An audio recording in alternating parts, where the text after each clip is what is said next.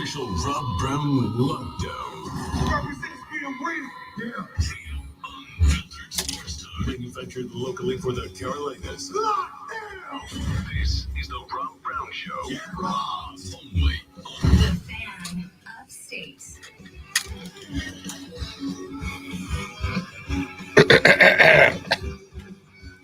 Me. All right, ladies and gentlemen, let's rock and roll. The Rob Brown Radio Show is live in your speakers right now. Welcome in.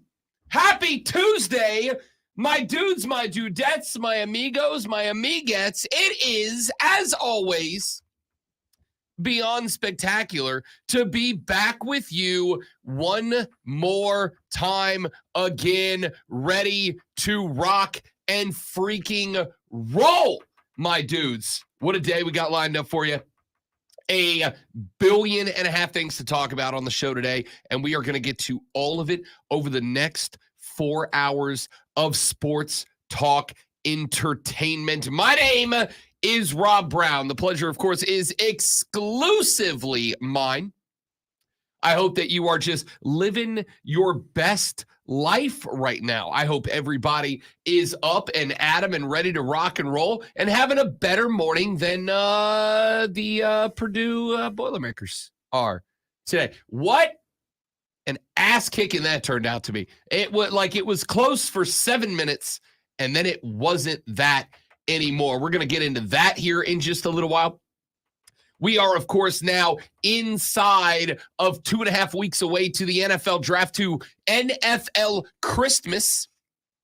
And we'll be talking about that later on, including the teams that hold the keys to unlock how the first round is going to play out. I will tell you later on today which teams I think are the teams most likely to make draft day moves. And I'm not talking about picking players, because that's like 30 of them on day number one. But I'm talking about the teams that could be making trades out of, into, around, throughout the first round. I'll get to that later in the show. Baseball has a major problem.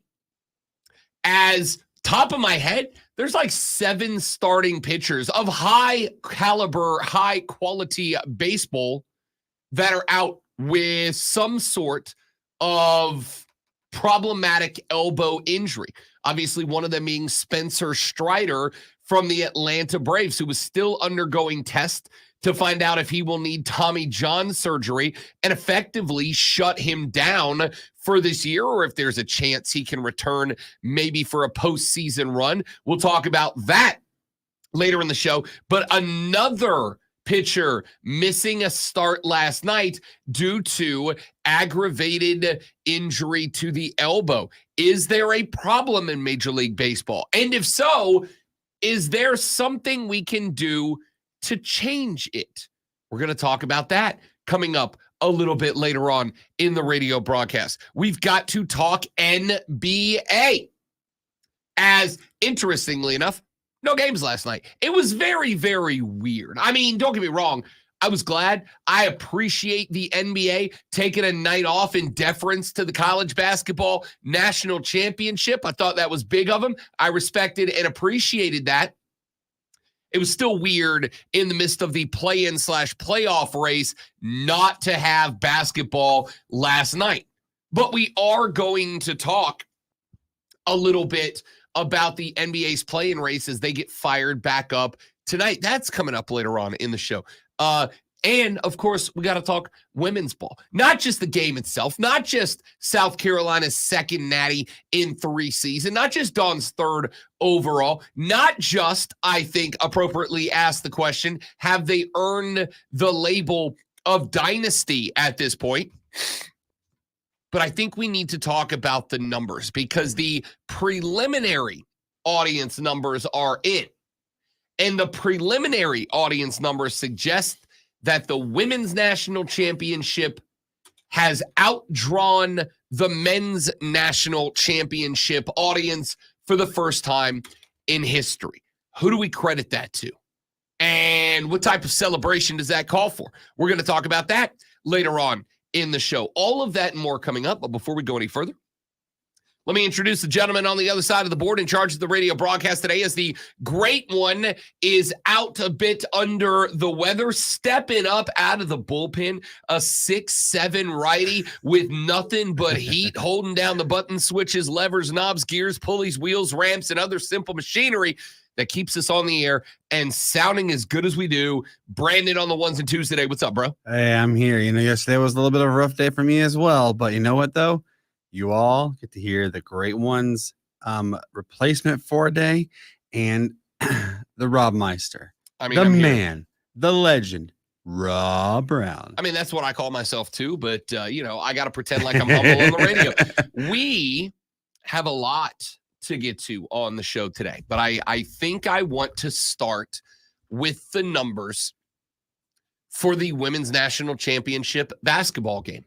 The preliminary numbers are in. Now, these are preliminary numbers.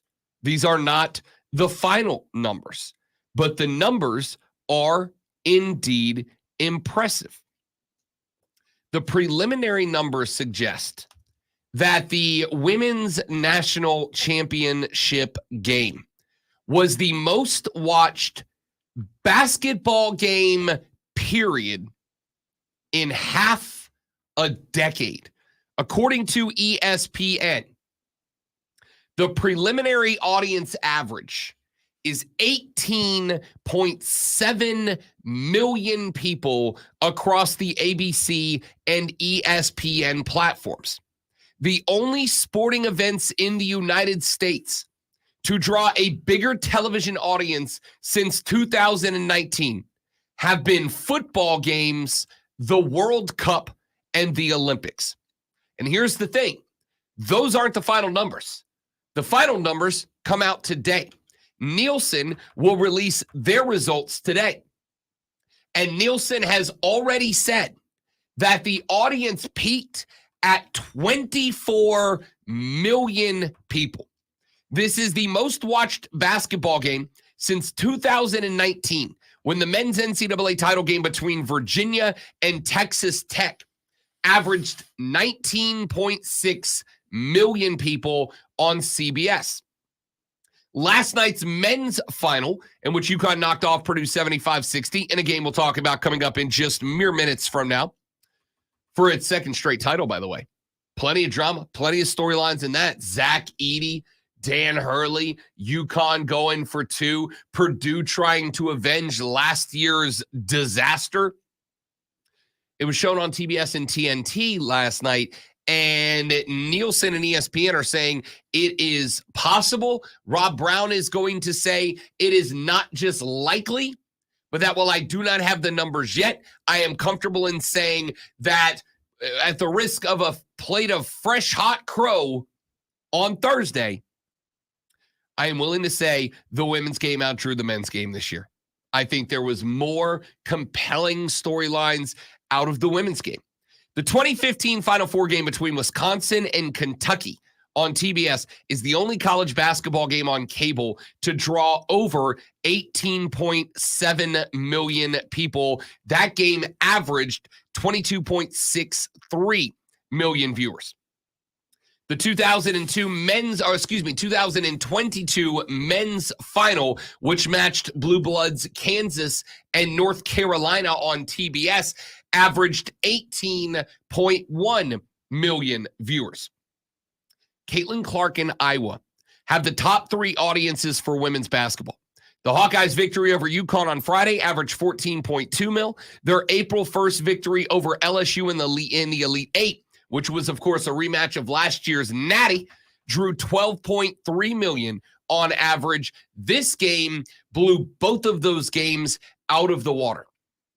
The audience for the national title game was up 89% over last year when Clark and Iowa fell to LSU. It was 285% bigger than the average viewership for the Gamecocks title 2 years ago when they knocked off UConn.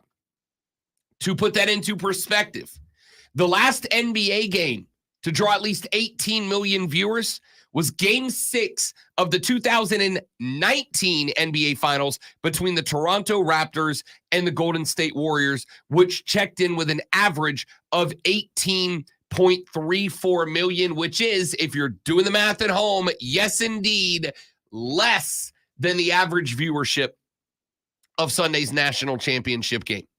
The women's final also had the biggest audience for a Sunday afternoon sporting event on ESPN and ABC since 2021, when an NFL playoff game between the Ravens and the Titans averaged 24.82 million viewers. ESPN and ABC obviously don't have the rights to Sunday afternoon NFL games throughout the season, which routinely draw audiences exceeding 25 million on CBS and on Fox. I am going to go ahead and say, if you plan on utilizing the Women's College Basketball National Championship not being in the same stratosphere as the NFL, I am going to, in the words of one incredible philosopher, tell you to relax. Because do you know what else fails to meet the NFL's numbers? Literally everything else on television. I know I have brought this up a number of times. Of last year's top 100 most watched television programs, 97 of them were National Football League games. There were 97 NFL games in the top 100 watched television programs of 2023. The other three were the College Football National Championship, one political debate, and one award show. I think it was the Emmys, Grammys. Who the hell cares? It doesn't matter. Those things are dumb and pointless. Point here is,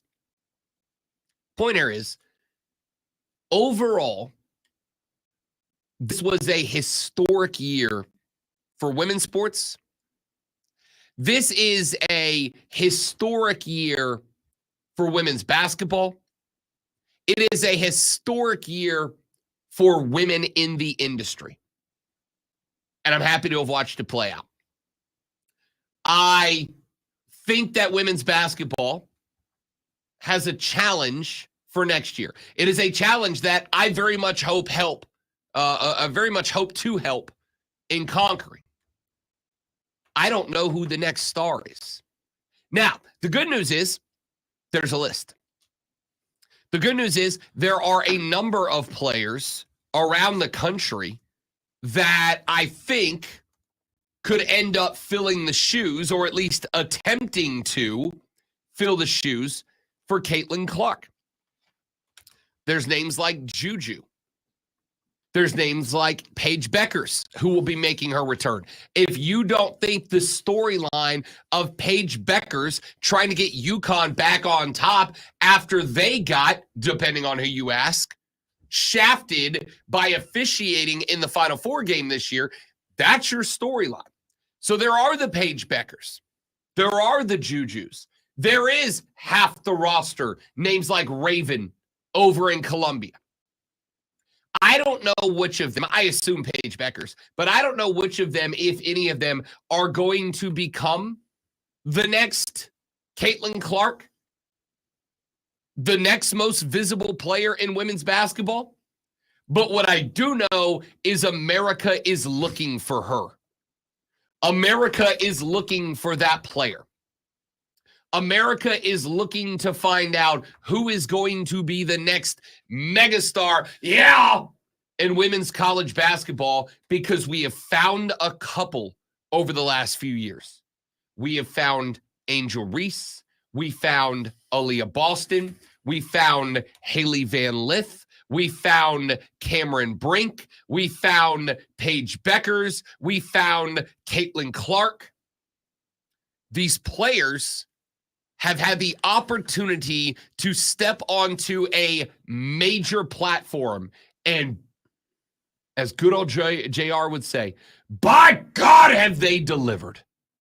Look at the numbers. Again, this is not a final number. This is not a final number. Nielsen's final numbers will come out today. I told Cody Decker on Saturday, on Bet for the Cycle, my Saturday syndicated show. I said, Deck, I think this is getting to probably 17 million. And Dex said, I don't know, dog. I don't know. I think you'll probably get 16.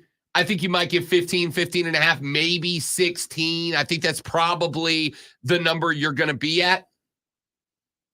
I said, I think it's getting 17. The storylines are too good. You're going to have a lot of people tuning in because they want to see Caitlin Clark in Iowa fall based on what happened in the UConn game. You're going to see a lot of people tune in wanting to see Iowa and Caitlin Clark fall just because of the notoriety of that team this year. You're going to have a lot of people tuning in because they want to see Dawn Staley and the Gamecocks, because if there's one thing we love in sports, whether it's love them to love them or love them to hate them, America loves a dynasty, okay? We all talk about underdogs, and yeah, we love underdogs, but we love a damn dynasty. You can love them because you love them. You can love them because you can hate them. You know that I have said for years, everything in entertainment harkens back to professional wrestling. Professional wrestling is cool. And the reason is that I say that, in this case, because sports needs heroes and sports needs villains. And not everybody has to see one antagonist as the protagonist or one protagonist as the antagonist. We can look at the same player. I am a Caitlin Clark stan. I will be watching Caitlin Clark play at the next level, and I look forward to it. I also know there are some of you out there who see my baby face as your heel. I know there are those of you out there who look at a young lady that I have nothing but admiration for her and her game, and you look at her and see her as the villain.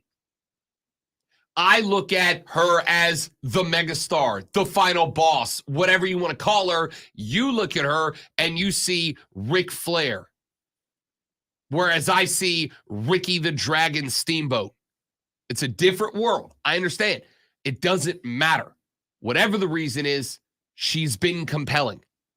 So I hope nothing more than to see Caitlin Clark move on to the next level and be a megastar that gets the WNBA as pumped up as much as she did college basketball. On the flip side, for women's college basketball, Columbia, South Carolina, Gamecock fans, you have a responsibility. You have a duty to the game, especially if you have spent the last 2 days parading around bragging about your natty. If you have been blasting it on social media, if you have been going out and telling your friends about it, if you've been wearing that big Spur logo around town and talking smack to everybody about the fact that you got another natty, then you have a responsibility to promote the game. You have a responsibility to promote your stars. You have a responsibility to promote your coach. You have a responsibility to grow the game in the absence of Caitlin Clark, to find the next Caitlin Clark, and to promote her to the next level. So there you have it. There you have it. All right, we got to take a break.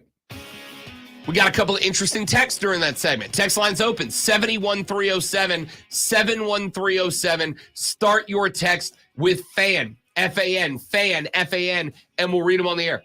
I got two very interesting texts during that segment that I would like to read and to respond to, including one that I could not agree with more.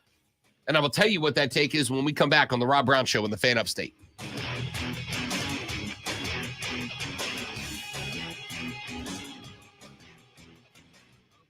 All right, good morning, live stream to the world. How's everybody? Happy whatever today is. What's today, Tuesday? Happy Tuesday. Glad you're here. And now that I've welcomed you, I got to step away for like 1.5 minutes. Don't go anywhere. We'll be right back. The show's only going to get better. Stay tuned. BRB.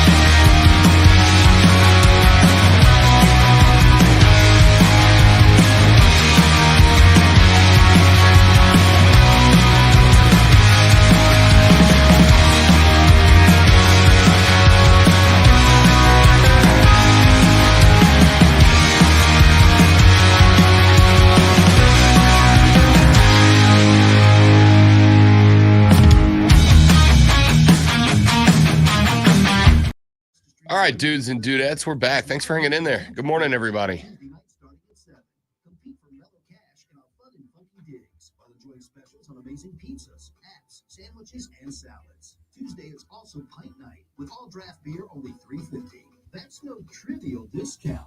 Tuesday is trivia and pint night at the Mellow Mushroom on Augusta Street in Greenville's West End. Hey everyone, it's Boomer Esiason here. Superchargers, headlights, and more. With over 122 million parts, eBay Motors has everything you need to maintain your vehicle and level it up to peak performance. And with eBay Guaranteed Fit, your part is guaranteed to fit your ride every time or your money back. Stay on your game, all with the parts you need at the prices you want. It's easy to bring home huge wins. Keep your ride or die alive at ebaymotors.com. Eligible items only. Exclusions apply. For the ones who work hard to ensure their crew can always go the extra mile, and the ones who get in early so everyone can go home on time, there's Grainger, offering professional-grade supplies backed by product experts so you can quickly and easily find what you need. Plus, you can count on access to a committed I'm about to come team back. ready to go the extra mile. We have Wherever you 15 go. seconds. Okay. Call, click Grainger.com, or just stop by. Grainger, for the ones who get it done. Sponsored by eBay Motors. eBay Motors is here for the ride with the parts you need at the prices you want. And with eBay Guaranteed Fit, they're guaranteed to fit your ride the first time, every time, or your money back. Keep your ride or die alive at ebaymotors.com. Eligible items only. Exclusions apply.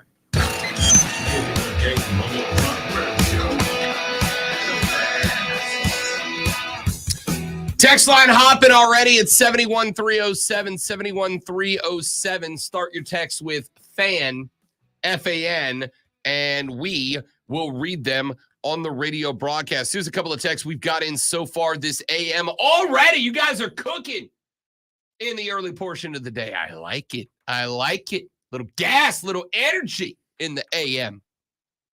Joey texted the show, said, "Good morning, Upstate. I may not have won the bracket challenge, but I met my goal of beating Rob by 1 point. You got so lucky, dog. So lucky. Because I'm telling you, if Duke beat NC State, I'd have jumped up about 40 spots. I had Duke in the Natty. Had Duke beat NC State, I'd have jumped up about 40 points. I had no idea even where I finished on your challenge. Who cares? Everybody's bracket stinks.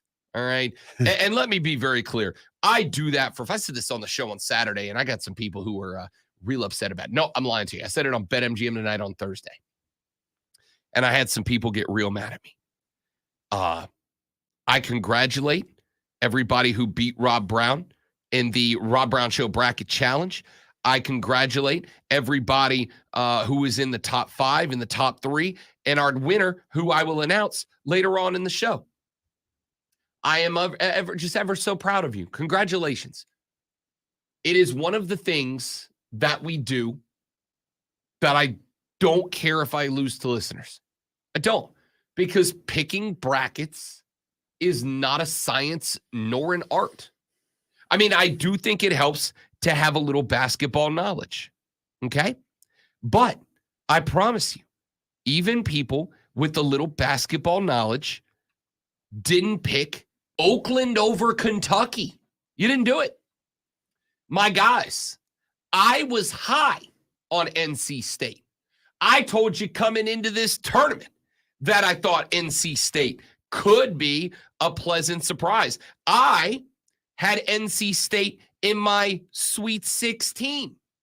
And I got called crazy for it on shows featuring professional basketball gamblers. Rob Brown, there's no chance. And I said, yo, you need to look out for my big precious baby boy, DJ Burns. And I got told I was a lunatic. When you know it, I was right about NC State, and yet still not right enough. Because the reality is, picking a bracket is at most 60% skill.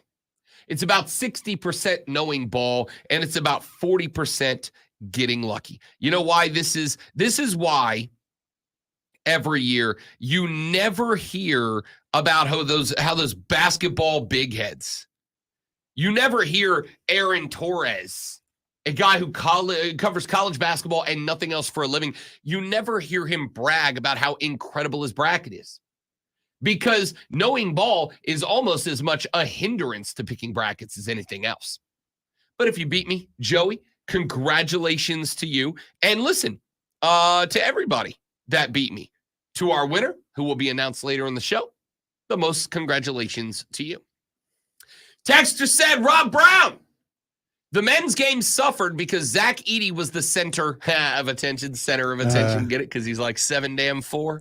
Center of attention. Oh, wait, I got that. There it is. I keep forgetting I got that thing.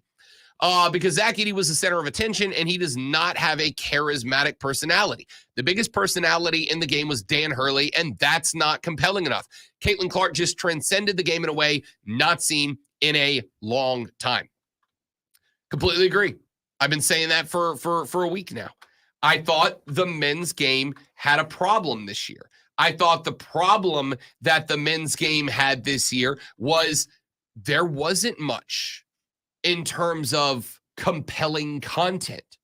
The most compelling story that we had going into the Final Four, there were really two. It was UConn going for a back-to-back, which is not easy. It's the first time it's happened since 2007 when the University of Florida did it. And by the way, the University of Florida, when they did it in 06-07, returned all 5 starters from one team to the next. UConn lost their best 3 players from last year.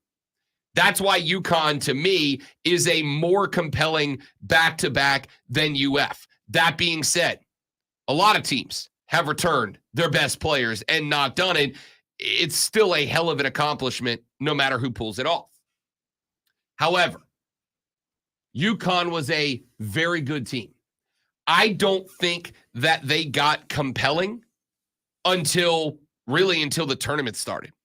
And the reality is we invest not just with money, we invest with time. Investing with money is a big deal. If you go all in and I've said for years, like I play guitar, right? I hobby guitar. Anytime that I hit a lull with my guitar playing, do you know how I fix it? I go to the music shop and I buy an expensive ass piece of guitar equipment. I go buy a new pedal. I go buy a new amp. I go buy a new whatever, a new accessory for the rig. I go buy something. Because if I go in there and I drop $200 on a new effects pedal, I damn sure better learn how to use it. And if I'm going to learn how to use it, I got to play guitar. It's how I don't want to say tricked myself, but I guess kind of tricked myself into putting in more time practicing guitar, is I sink money into it so that I have to justify it. I am trying to be less of a fatty right now. You know how I decided I was going to make myself go work out? I went and I bought brand new running shoes, brand new workout gear, because if I don't hit the gym a couple of times a week, then I just went and blew X $100 on all this stuff that's just going to sit in the closet in the bro cave and be wasted. We invest with money. But the thing that we find, I think, or at least we probably should, the thing that we find even more compelling than investing with money is investing with time. Because time, unlike money, you can't get back. If I go drop $200 on a new pair of running sneakers, at some point, I'm going to get paid again. At some point, I'm going to get that $200 back. But if I go spend 3 hours watching a basketball game, I don't get that back. If that game sucks, I can't go up, rewind, and get that 3 hours back. That 3 hours is gone. I am 3 hours closer to dying. I had that moment yesterday. Went out, watched the eclipse with the lady friend. Very cool thing. Very cool thing. And when it was over, I kind of kicked myself because about 6 months ago, when everybody started talking about the eclipse, I told myself that I was going to take yesterday off and I was going to be one of those gigantic nerds that flew somewhere to the Path of Totality. I was going to fly somewhere. I was going to go watch it because I've never experienced the solar eclipse in the Path of Totality. I know most of you guys here have. Everybody I talked to yesterday that was here for the 2017 eclipse said that being in the Path of Totality was one of the most incredible experiences of their lifetime. I missed it, and I didn't do it. I stayed here. I worked. And halfway through that eclipse, I was like, I screwed up because the next one's not until 2044. If I don't step in front of a bus between here and there, I'm going to be 60 the next time there is an eclipse. If I make it that far, nothing's for granted. My dad didn't make it to 60. I may not make it there. And it was a nice little perspective shift about the concept of time, right? Like, I didn't take for one day of work, and I'm glad I worked. It was a good show yesterday. Great sports weekend. Needed to be in the saddle. But I went, dude, it was one show as opposed to this experience that I got to stay alive 20 more years to maybe see it again. To maybe. Okay? And if I miss the 2044 one, I'm cooked. Because the next one in the U.S. isn't until like 2079. I'm not going to be around. August 12th, 2078. Yeah, I'm not making it to 2079. All right? Daddy's got absolutely zero misconception that I'm going to be in my 90s. It ain't happening. My family's genetics are not exactly Herculean. All right? So it kind of put it in perspective, that concept of time. When we invest time, that is why Caitlin Clark was so compelling in the Natty, because we spent an entire season watching her tick off record after record after record. We spent all this time watching her fight through game after game after game, hitting shot after shot after shot. And by the time the tournament rolled around, we had invested so much time into Caitlin Clark that even if you're not a Hawkeye, you felt like you had a rooting interest, one way or the other, for or against. You either hated it because she was always on your TV, or you loved it because she was always on your TV. If you're a South Carolina fan, you are heavily invested in the Gamecocks, not just because you've got all the gear, but you have all the gear because of how much time you put into it, because of how much time you put in as a fan. When I looked at UConn, when I looked at Purdue, I wasn't really invested. I mean, if anything, I was invested in the Purdue storyline. I was invested in the Purdue storyline because of what happened to them in last year's tournament, getting bounced by a 16 seed in round one. What happened in last year's tournament was something that we had been talking about, thinking about for the last 366 days. And so I was invested in where they went. UConn was a good team all year. But I think not only do you have to get people invested in your time, but we invest in time and we invest in character, in personality, right? This is why, for instance, with politicians, this is why so many people develop this cult of personality fascination with a politician on both sides of the aisle, because you invest both time and you invest into their character, their personality. And there is nothing more painful to a human being, although it shouldn't be this way. There's not much more painful to a human being, not in saying I was wrong, but in saying I was fooled. Not in saying I goofed, I was wrong, but in saying I got tricked. That is why so many politicians are so freaking in your face about saying one and doing another thing. Because they know the overwhelming majority of human beings would rather continue down a path of negativity than to go, I got tricked. I got tricked. That's why so many people who get scammed on the internet will never come forward with it, because they would rather be a victim of a scam and lose whatever was taken from them than to get up publicly on the public stage, the public platform, and go, I got tricked. I got outsmarted. I got scammed, hoodwinked, bamboozled even. So we invest in character and personalities as well as time. Zach Edey was a wet paper bag of a personality. The only thing I can remember Zach Edey saying, the only thing I can remember him saying was a couple of weeks ago, I guess about a week ago, when Purdue knocked off Tennessee in the, Elite Eight? When Zach Edey knocked off Tennessee and he said, a lot of coaches overlooked me. Which, no, they didn't, bro. You're 7-4. They overlooked you because you literally said, I don't want to play basketball. I want to be a hockey player. You were Happy Gilmore in real life. They didn't overlook you because you had a lack of talent. They overlooked you because you didn't want to ball. And if you don't want to ball, they're not going to risk a scholarship, even if you are a skyscraper. But what intrigued me about that wasn't the comments, because I get it. As I've said, I frequently make up boogeymen to drive me. I make up boogeymen to be my motivation. And I'm not just talking about an individual person. I'm talking about made up hypotheticals in my life. If I don't get this done today, the boss is going to fire me. Which, probably not. Can't say for sure, right? Probably not. But if I convince myself in my head that Project A doesn't get done on time and doesn't get done successfully, I'm going to go bust my ass to get Project A done. I've taught myself. You know why I taught myself to be able to produce and host my own show at the same time? In case we have a situation like yesterday where a couple of guys call in sick. It happens. We're humans. A couple of guys calling sick. There's nobody to come in and run the show. You know what I can do? I can jump over there and do it.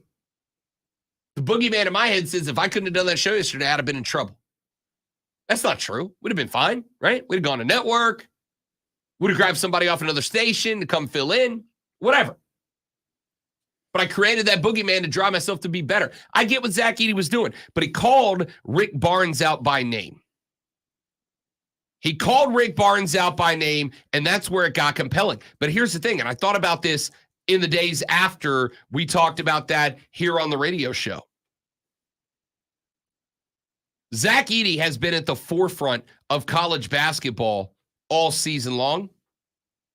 Until that moment, I didn't know Zach Edey's voice. If you played me a clip of like 9 generic basketball players, I don't know that I could have said that voice. That's Zach Edey. I know what he looked like because, again, he's 7'4", but I couldn't have told you what he sounded like until that clip. That was the first time Zach Edey, the face of men's college basketball this year, that's the first time he was compelling. It was the first time I had any sort of opinion, any sort of interest, any sort of drive to pay attention to him. And I agree with you, Texter. The men suffered because of that. Dan Hurley was the most compelling character on the basketball court last night. And that's not to say that compelling characters as coaches are bad. Obviously not. Mike Krzyzewski, Tom Izzo, John Calipari.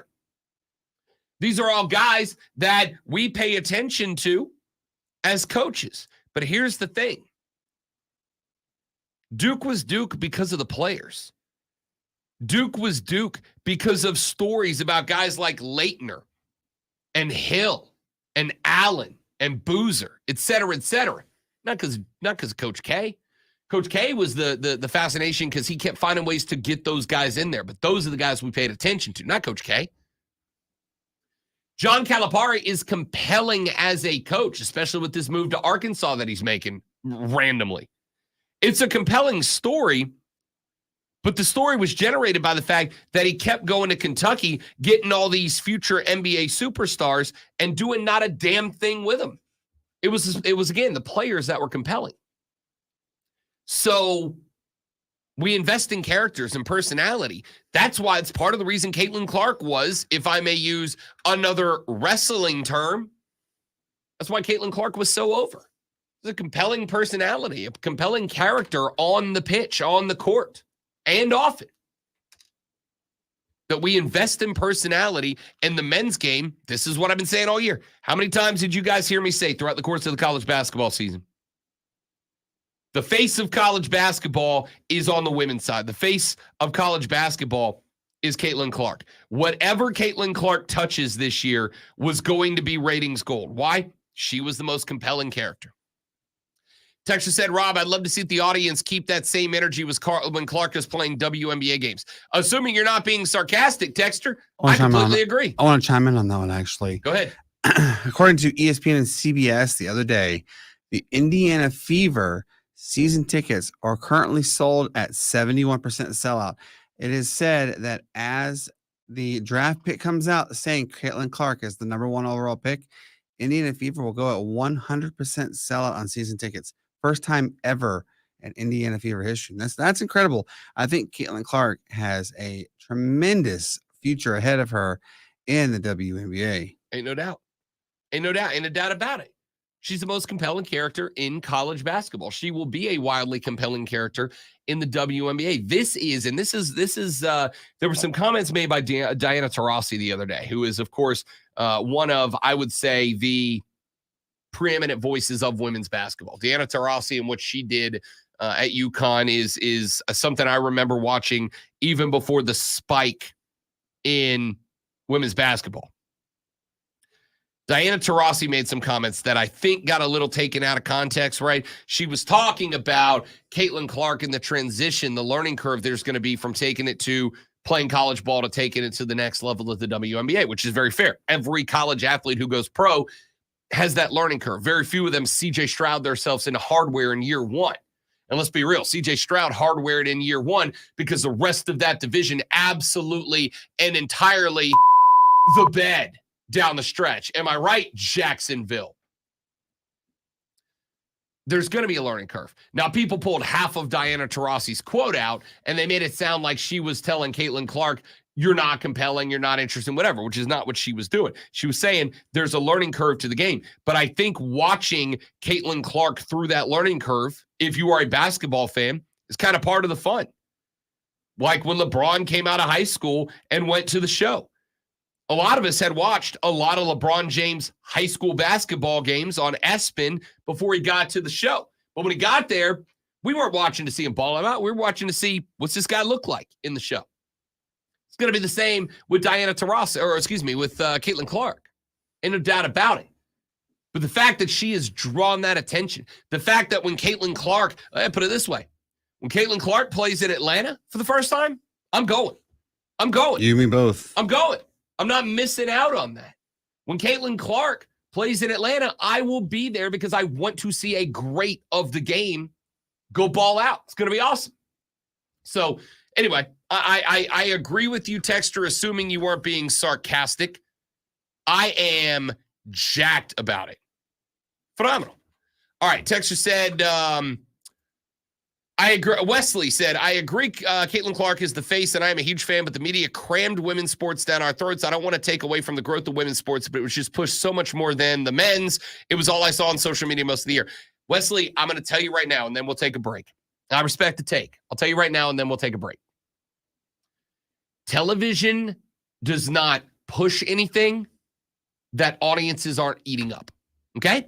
You got to think about it. It's very dumb for them to push something that an audience doesn't pay attention to. If they were pushing women's basketball, if they were pushing Caitlin Clark, if they were pushing women's sports, it is because people were watching it.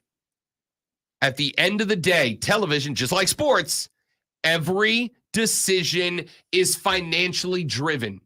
If Caitlin Clark's game was on prime time, it's because Caitlin Clark's game was being watched. I submit to you as evidence the fact that at a minimum, the game on Sunday between Caitlin Clark's Iowa Hawkeyes and Dawn Staley, South Carolina Gamecocks, at a minimum, averaged just under 19 million viewers. People wanted to watch it. Back after this on the Rob Brown Show. Back after this on the Fan Upstate.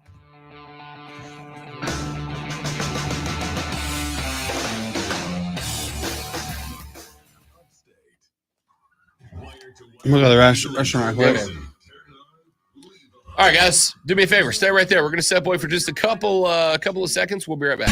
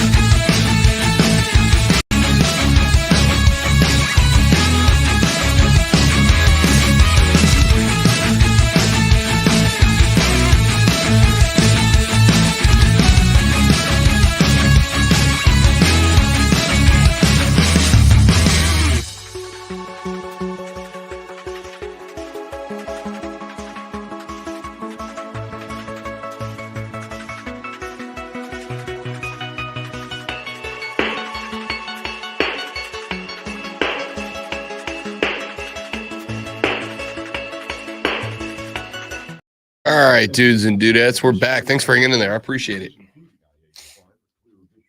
Everything is moving along nicely.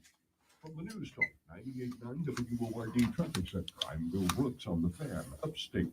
From the Ingalls Market Studio, the Fan. Upstate. 97.7 FM Greenville.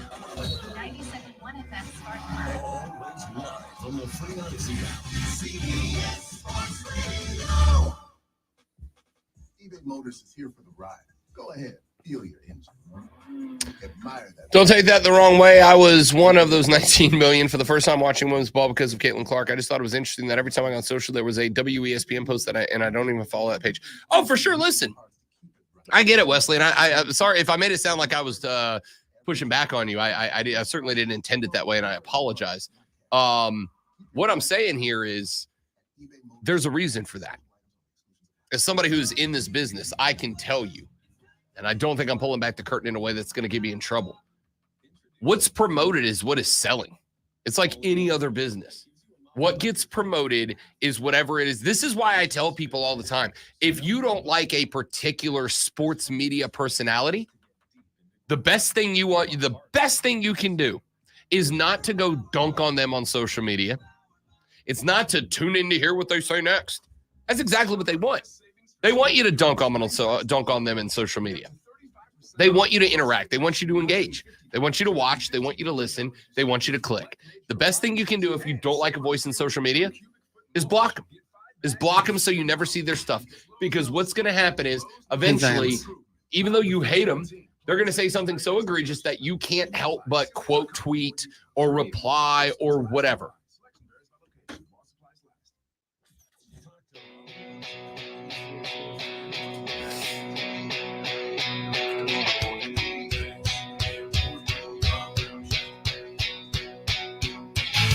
The Rob Brown Show carries on. It is the Fan Upstate. Wesley on the stream said, quote, "Don't take that the wrong way. I was one of those 19 million for the first time watching women's college basketball because of Caitlin Clark.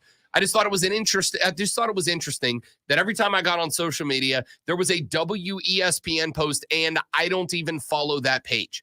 Yeah, no. I get it. And again, if it was making it sound like I was trying to dunk on Wesley, I wasn't. And I apologize for that. But let me be very clear. Women's college basketball was pushed as hard as it was pushed this year for one reason and one reason alone. Because we ate it up. It was pushed because it was compelling. It was pushed because it was character driven. It was pushed because it was competitive. It was pushed because we wanted it. Television, just like every other business. Radio, just like every other business. I'm going to tell you right now, every decision that is made is based on two things: money and interaction, and nothing else. If your favorite television show got canceled, it was because either it was costing the studios money or nobody was watching it, even if you loved it. If there was a change in personality on your favorite show, whether it's a sports show or a sitcom or a soap opera or whatever, if there's a change in personnel, in character, it is because that character was not getting a response, was not making money. It's very simple. So if you get on whatever sports website of choice, and the first story is a Caitlin Clark story, it's because America is eating up Caitlin Clark. No other reason. That's it. That's it. So you can get upset. Oh, I can't believe they're putting on another women's. Look at the numbers this year. Look at the numbers. And I'll make a prediction. Next year, one of two things happens. Either America keeps up this same energy for women's college basketball without Caitlin Clark next year. The numbers keep going up, and we get a lot more primetime women's college basketball. Or America, like they did with men's basketball this year, goes, there's no personality. There's no character. Nothing is driving me. Nothing is compelling me to watch. The numbers come down, in which case you'll see less women's college basketball next year. It worked, obviously, excuse me, to get more numbers. As a father of a girl dad of 3, soon to be 4 at the end of July, I can tell you that every time women's basketball was on, my daughters were, Daddy, is that Caitlin Clark? Daddy, is that Caitlin Clark? Even Addison asked me the other day on Sunday night, Daddy, did Caitlin Clark's team win the national championship? And I said, no, they lost. And she said, well, that's not right that they lost. Will we ever see her again? I said, yes, you will. She's playing professional basketball. So it definitely worked. And, you know, with being a girl dad, I'm 100% supportive of women's basketball and women's sports in general. So I've heard that story throughout this run of Caitlin Clark a lot. I've got another buddy very similar to you, got 2 daughters. Daughters never really invested in sports. I mean, they're around it because he's a big sports guy, but the daughters weren't really into sports until this year. They're all in on Caitlin Clark. They love it. And they love that she's getting on TV and all that. And we had this conversation the other day where I said, you know, it's fantastic. It's fantastic that they have this thing. And I hope that Caitlin Clark, Dawn Staley, Raven Johnson, Angel Reese, for the different demographics that they have touched, right? For Angel Reese, we saw Angel Reese out there and has created a demographic of followers. A lot of young black men and women who have attached themselves to the incredible levels of success that Angel Reese had both on and off the floor. Being a Sports Illustrated cover model, having $1 million in NIL money at the minimum. Caitlin Clark becoming the LeBron James of women's college basketball, whatever. They all have their own different demographics, whether it is young women like your daughters, whether it's college women who wanted to be a part of sports but felt like there wasn't really the platform, the foundation, and Caitlin Clark showed, yeah, there is. Yeah, there is. We just got to build it, but yeah, there is. Whatever the demographic is that these individuals touched, I hope those people, when Angel Reese and Caitlin Clark and Haley Van Lith and all these current superstars move on, I hope that they find whatever's next to attach to and keep that gas going. Because I will tell you, that is inspiring as it is, that Brandon's daughters and my other brother, who's hilariously also named Brandon, and his 2 daughters had this thing they bonded over in sports. The reality is, if the numbers go down next year without Caitlin Clark and Haley Van Lith and Angel Reese and Cameron Brink and Raven Johnson and whoever else, if those numbers go down, it's going to go right back away. It's not a complicated formula. Eyeballs on equals advertisers paying more money equals more airtime. It's a circle. This is why, and I said this to Wesley during the break. This is why I've told people, and I've gotten in trouble for this before. I don't care. If you don't like a sports media personality, including me, the answer is not to dunk on them on social media. I see that all the time. Look at this idiot's take. That if I don't like somebody, the answer is not to dunk on them, because that's a reaction. That's an interaction. We are only monitored based on interaction, whether it's radio ratings or internet clicks or site visits or video replays or whatever. We are judged based on our interactions with the audience. Good, bad, ugly, and different. It doesn't say when my bosses get the number of engagements at the end of the month, it doesn't say 265,000 in positive interactions, 77,000 negative interactions. And they go, oh, Rob Brown, you know, like 40% of your interactions are negative. 40% of your interactions are negative. That's not good. No. They just go, that's 300,000 interactions. That's incredible. They don't care how many are positive or negative. They can be 100% negative. But if it's that number, I'm getting paid, Jack. I'm getting paid. So the reality is, if college basketball on the women's side got the platform it got, if it got pushed to the level that it got pushed, it is only because we, as a country, sat down at the table, tucked that kerchief into our neck, picked up the fork, picked up the knife, and ate it the hell up, boys. That's it. That's all it comes down to. All right, that's 1 hour in the books. We come back here in a minute. We got the water cooler cheat sheet, the top 3 sports stories you need to know before you get to the office. But before we get there, we got to do our sports flash. Let's talk about some of the biggest sports stories right now. It's sports flash time. Did I say it's sports flash time? I think I said it's sports flash time. Back-to-back national champions. It's been 17 years since that happened, but the clock reset at 0 as UConn knocked off Purdue 75-60 to claim their second title in 2 years last night. Purdue center Zach Edey got his, scoring 37 with 10 boards, but the Huskies shut down nearly every other Boilermaker, with only Braden Smith scoring more than 5. 4 or 5 UConn players, starters, reached double digits, led by game MVP Terrence Newton's 20 with 7 assists. History could be on the horizon in Charlotte as the Hornets are expected to interview Sacramento Kings G League coach Lindsey Harding for their head coaching job. Harding was voted the 2024 G League Coach of the Year after advancing her team to the Western Conference Finals. The 39-year-old was the number 1 overall pick in the 2007 WNBA draft and has been with the Kings since 2016. If hired, she will be the first female head coach in a major men's professional league. And a major change in transfer policy rules could allow undergrad athletes to transfer and play immediately starting next year. We'll tell you about that story coming up next in the Water Cooler Cheat Sheet on the Rob Brown Show.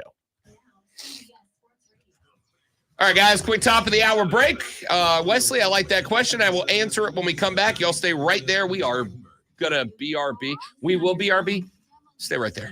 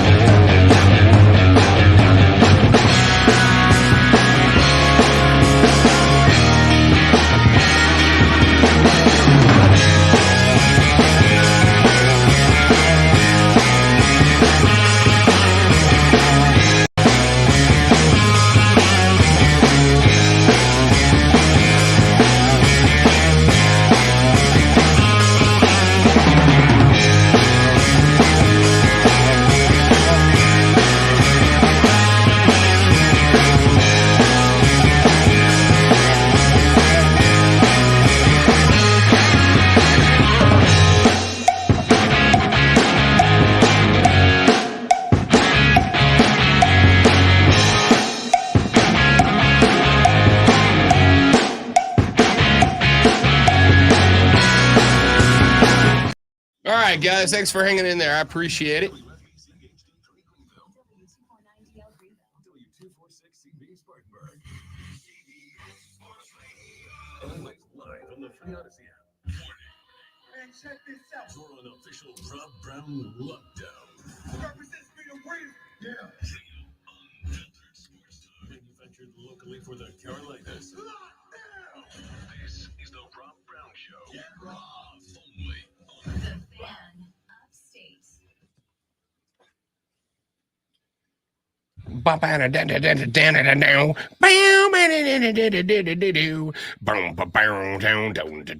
back, ladies and gentlemen. The Rob Brown Radio Show is on the air. I am Rob Brown. Brandon in for the great one Lonzo today. Hope he is feeling better. We'll check in with him. I suspect that come hell or high water, the great one's going to be here on Thursday for Fight Club because we got WrestleMania to break down. We will talk more WrestleMania later on today because I have more thoughts and I am excited about wrestling.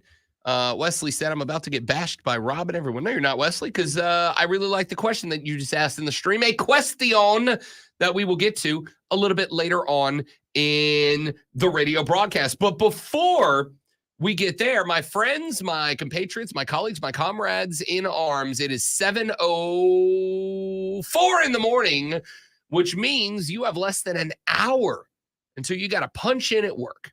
And I know once you punch in, there are some people you just want to punch. So instead of doing that, just take a breath.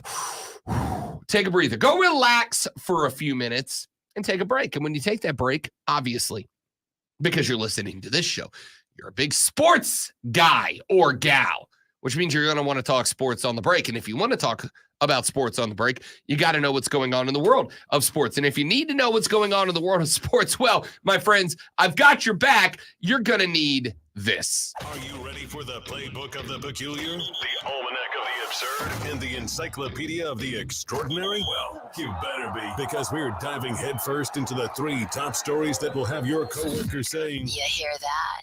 even before they take their first bathroom break. No. Here we go. Welcome to the water cooler cheat sheet on the Fan Upstate.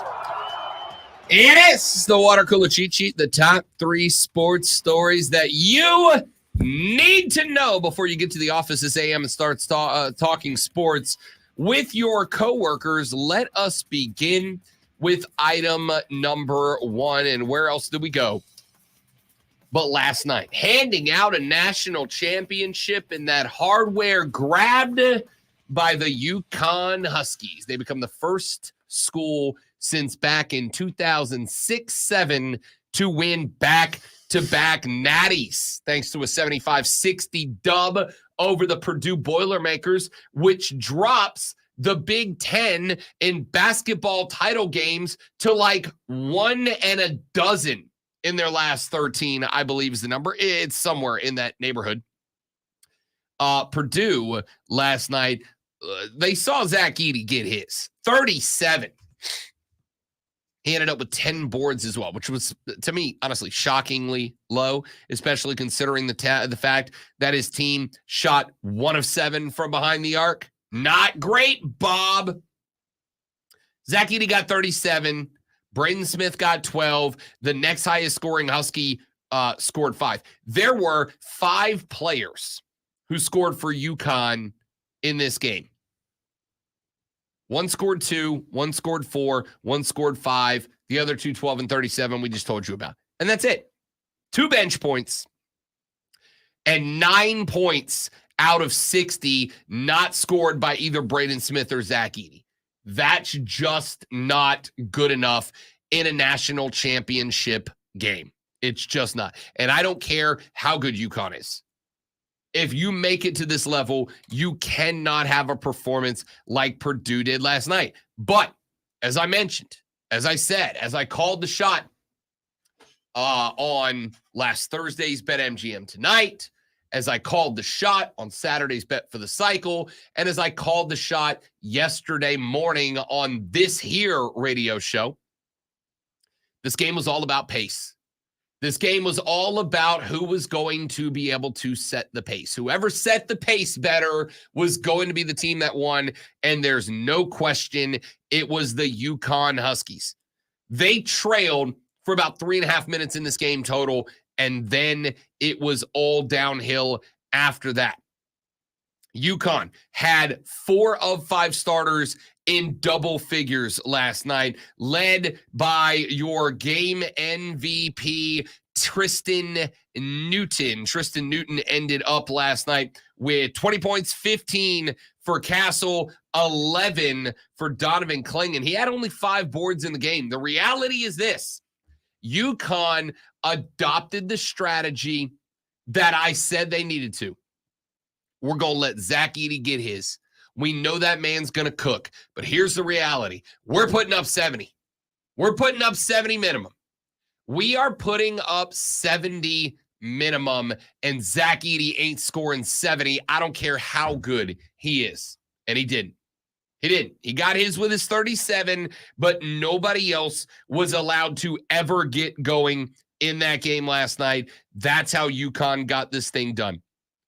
It was knocking down shots with efficiency on the offensive side for UConn. They shot 49% from the floor. Only 6 of 22 from the stripe, but they weren't playing for three-pointers. They weren't. In fact, there were a chunk of threes last night from the Huskies that I was like, nah, it's not necessary. You don't need this. This isn't the game you're playing. But it also didn't matter because it just never felt like Purdue was able to do anything on the misses. Purdue could not get a defensive stop in the clutch to save their lives. And it just, in the clutch, UConn was getting everything they wanted. They were playing that drop zone defense, were Purdue, and UConn was eating it up from the outside. Mid-range jumper after mid-range jumper after mid-range jumper, and they were knocking it down. I'm going to be straight up with you. It was kind of a boring game. It is what it is. For as good as I felt like this tournament was, with a lot of good upsets early, with a lot of chalk later, with the most compelling teams and the best teams moving on into the Sweet 16, Elite 8, Final Four, it was a good tournament, and I really wished it would have had a more entertaining final game than last night. Maybe it was just me. But I settled in at 9:20 at night last night to watch the tip of this game. And the lady friend was going to bed. She's like, are you really staying up to watch this? Are you starting a game at 9:20? And I said, yeah. And she said, why don't, because she's smart and responsible, and I am, and this is true, dumb and an idiot. She said, why don't you go to bed and watch it in the morning? Why don't you get up early, go into the office early, and watch it in the morning? Why don't you come to bed? And I went, I think it's going to be a good game. I think it's going to be a good game. I think it's going to be an entertaining game. And, you wake up in the morning, you get the text notification that UConn, back-to-back natties. It's like, I'll read the score. I want to watch this thing play out. And when that game ended last night at 11:20, whatever it was, my reaction was, yeah, she's right. Should have gone to bed. Should have gone to bed about 2 hours earlier than I did.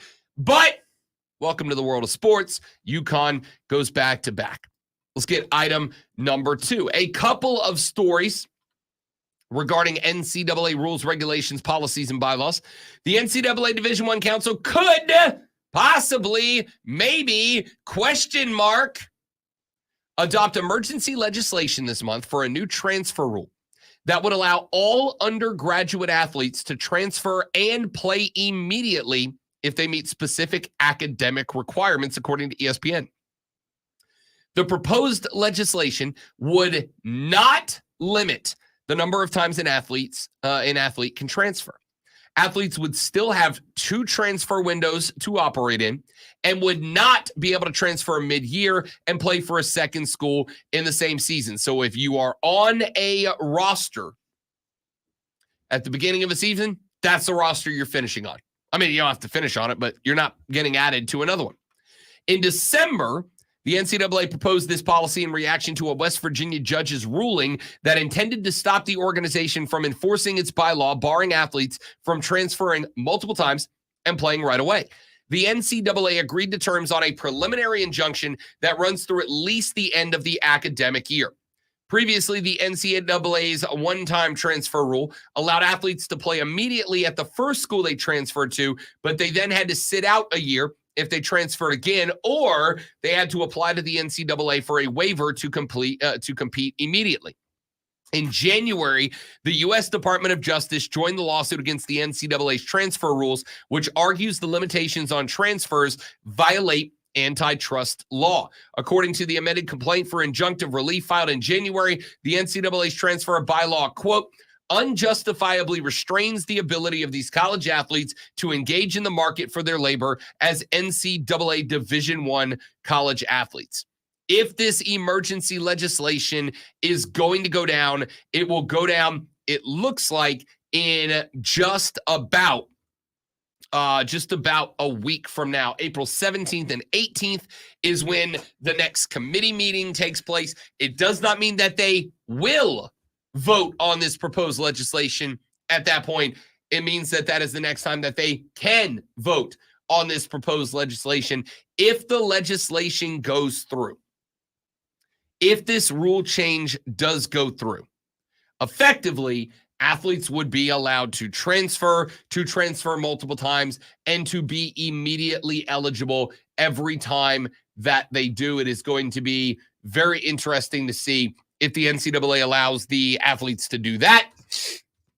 We'll keep an eye and talk more about this later in the show. And as we get closer in other NCAA news, NCAA President Charles, I'm saying NCAA a lot. I just realized I've said it sounds enough like times the it sounds weird. NCAA 2025 football. It's in the game. Charlie Baker said he's focusing on creating a consumer protection system for collegiate athletes and their families so they can have a better understanding of name, image, and likeness deals that are legitimate and those that are fraudulent. Baker spoke to reporters prior to the start of the national championship game yesterday and said a multitude of athletes are basing NIL decisions on limited information about the legitimacy of the companies and sponsors that are courting them.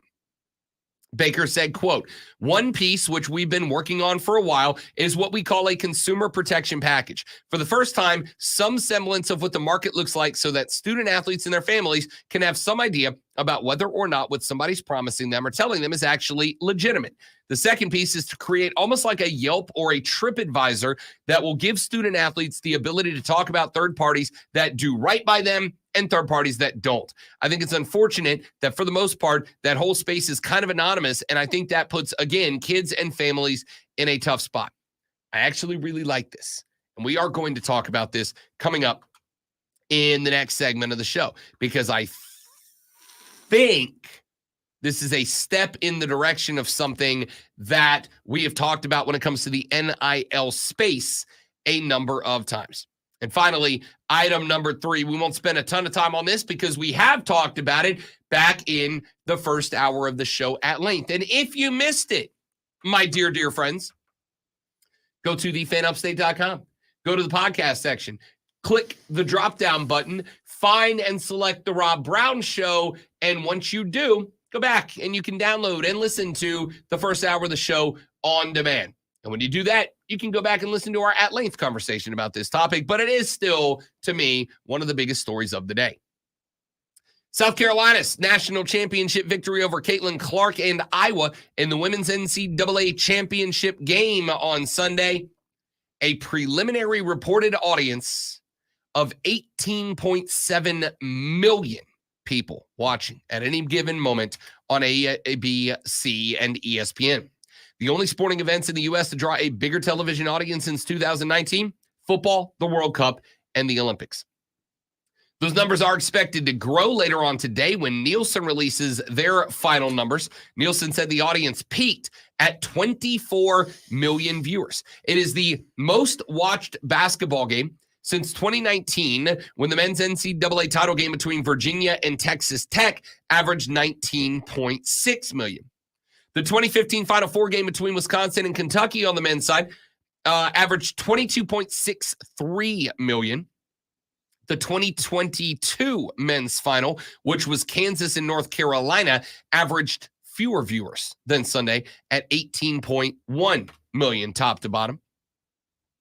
The audience for the national title game up 89% over last year when Clark and Iowa fell to LSU.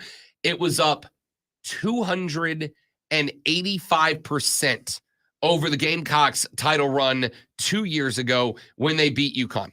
The last NBA game to draw 18 million was Game 6 of the 2019 finals between the Raptors and the Golden State Warriors, which brought in fewer viewers at 18.34 million on average.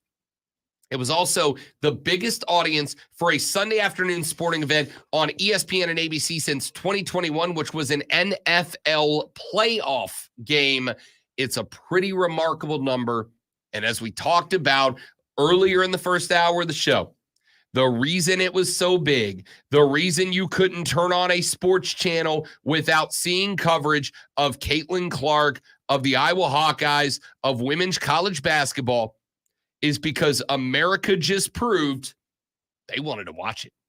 And we did, en masse. All right.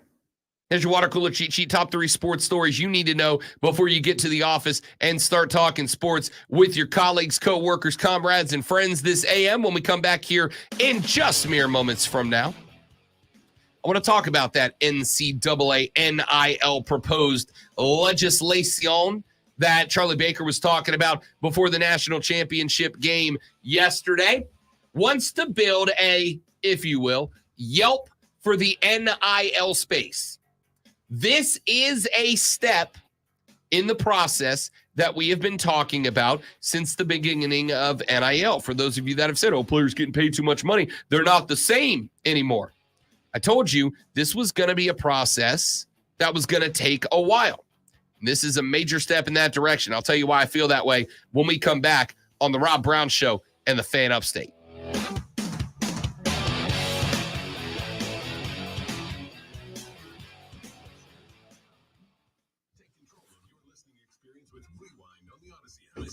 All right, guys, I'm going to hit the restroom real quick. Do me a favor, stay right there. We will return briefly.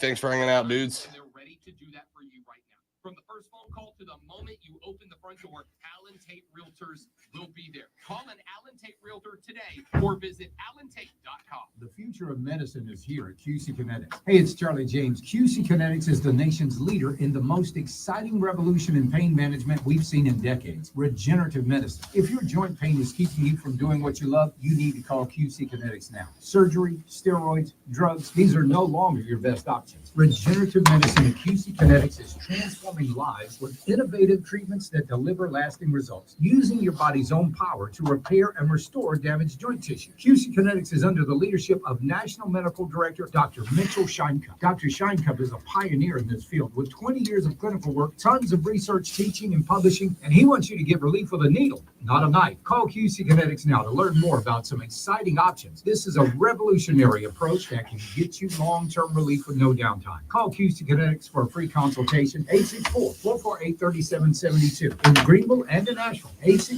864-448-3772, 864-448-3772. Running a small business is no small task. At Home Trust Bank, we work hard to prepare businesses for whatever tomorrow may bring. Your dreams are our business, and we have local experts who can help you plan for a successful future. Dependable guidance you need and service you'll appreciate. At Home Trust Bank, we do your small business banking personally. Visit your local Home Trust branch or anytime at htb.com. Member FDIC. A car is never just a car. Kelley Blue Book knows it's so much more than that. It's your commuting chariot, your road trip refuge, your I just need a reason to get out of the house. Your car is different. Oh, man. So how's everybody? Need a new set of wheels? Do we all stay up too late watching basketball? Fix it with Kelley Blue Book. Can another car do the job better? Trade it or sell it on Kelley Blue Book. We're here mile after mile, moment after moment. Price it, fix it, trade it, sell it. KBB.com. Visit KelleyBlueBook.com to get the journey started.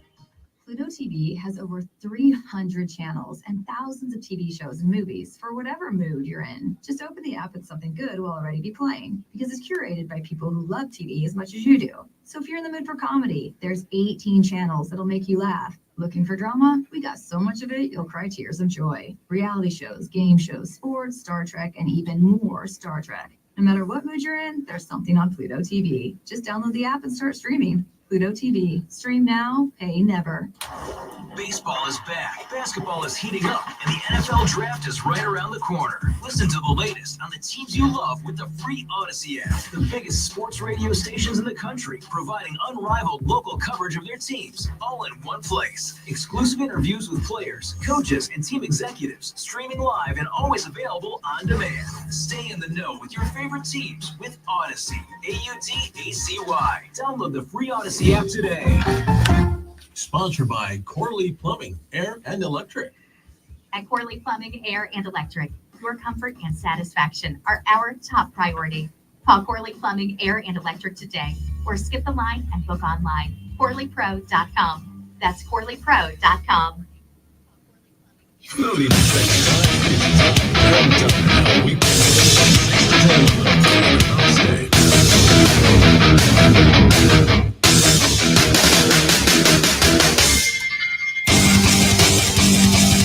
The Rob Brown Show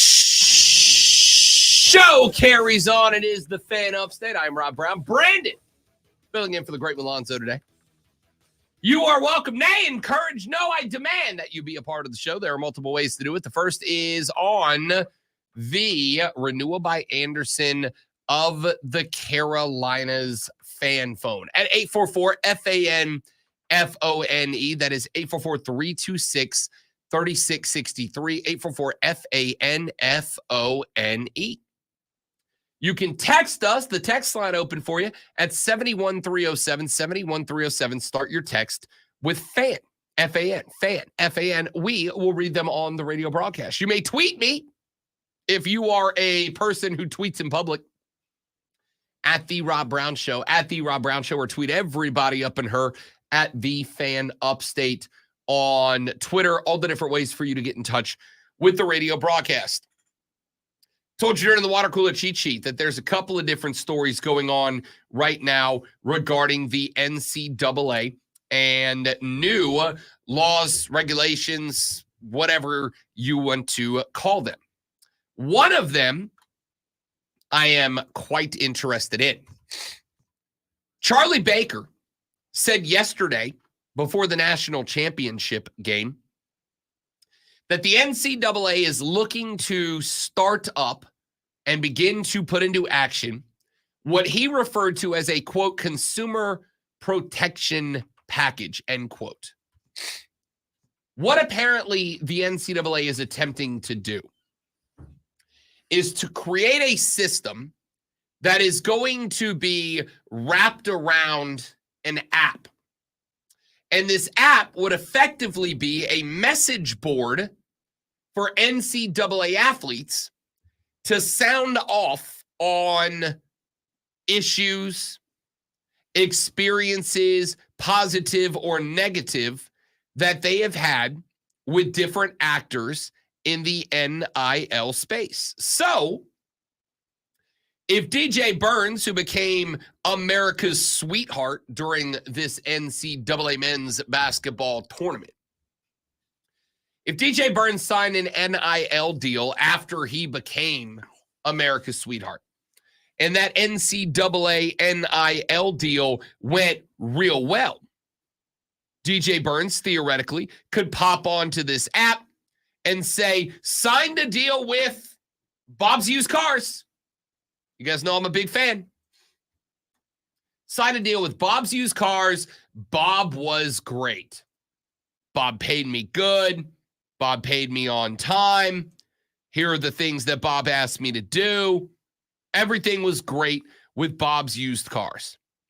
But if DJ Burns also signed a deal with Ken's Used Appliances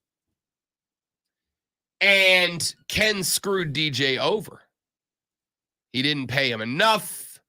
He didn't pay him on time. He made it tough to get his money. He misrepresented their contract or what he was going to do with it or whatever else old Ken would have done. Then DJ Burns could pop that onto the app. Ken screwed me. Ken promised me X and did not deliver it. Ken asked me for X, which I didn't find out until later was too much. Here was the value of my NIL deal, yada, yada, yada. And he could pop that on the app.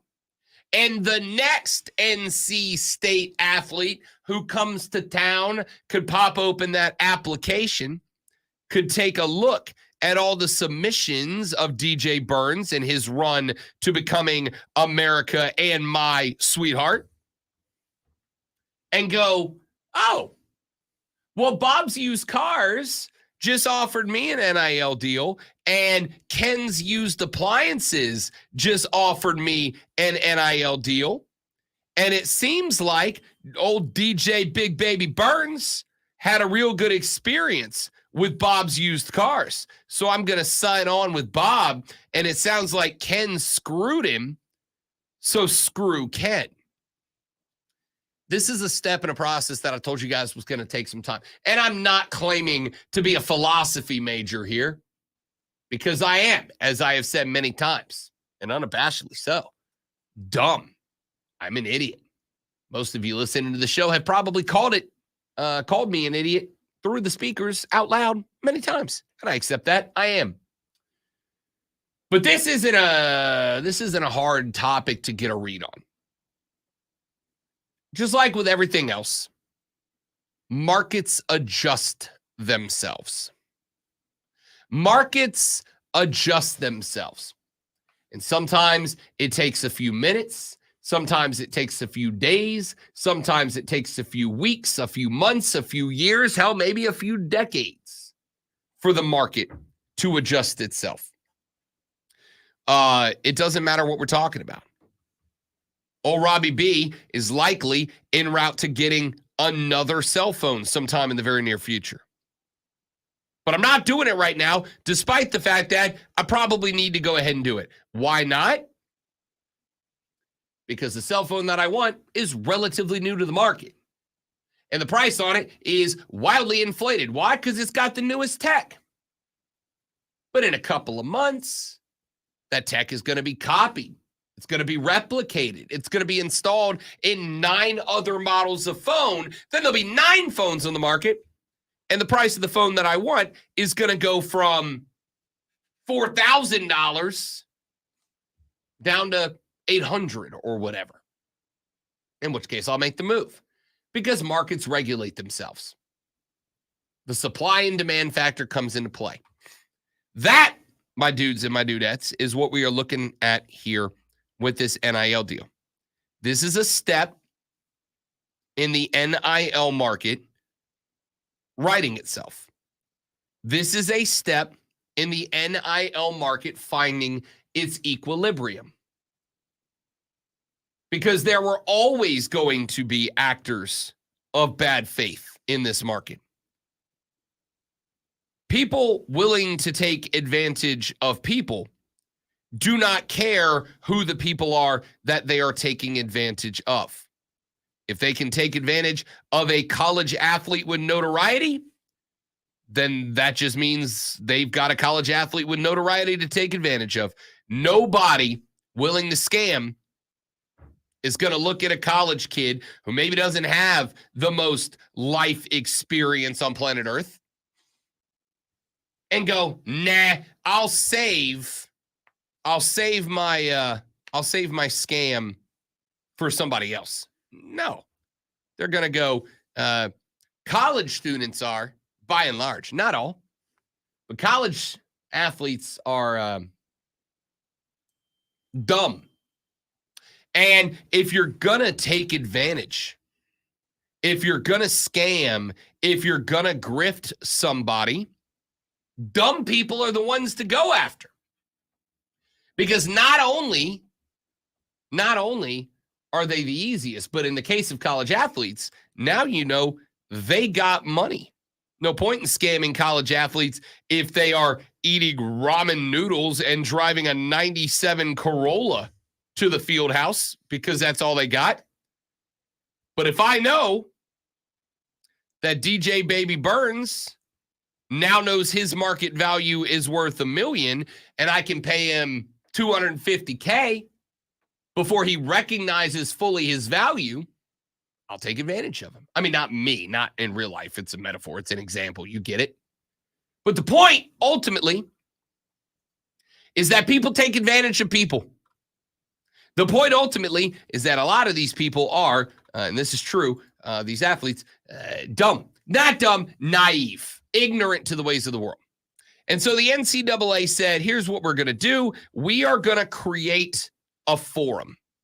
We are going to create a public-private space. It will be accessible to the athletes. They can go on there. They can share their experiences. They can talk about who did right. They can talk about who did wrong. It's kind of like the black book of NIL.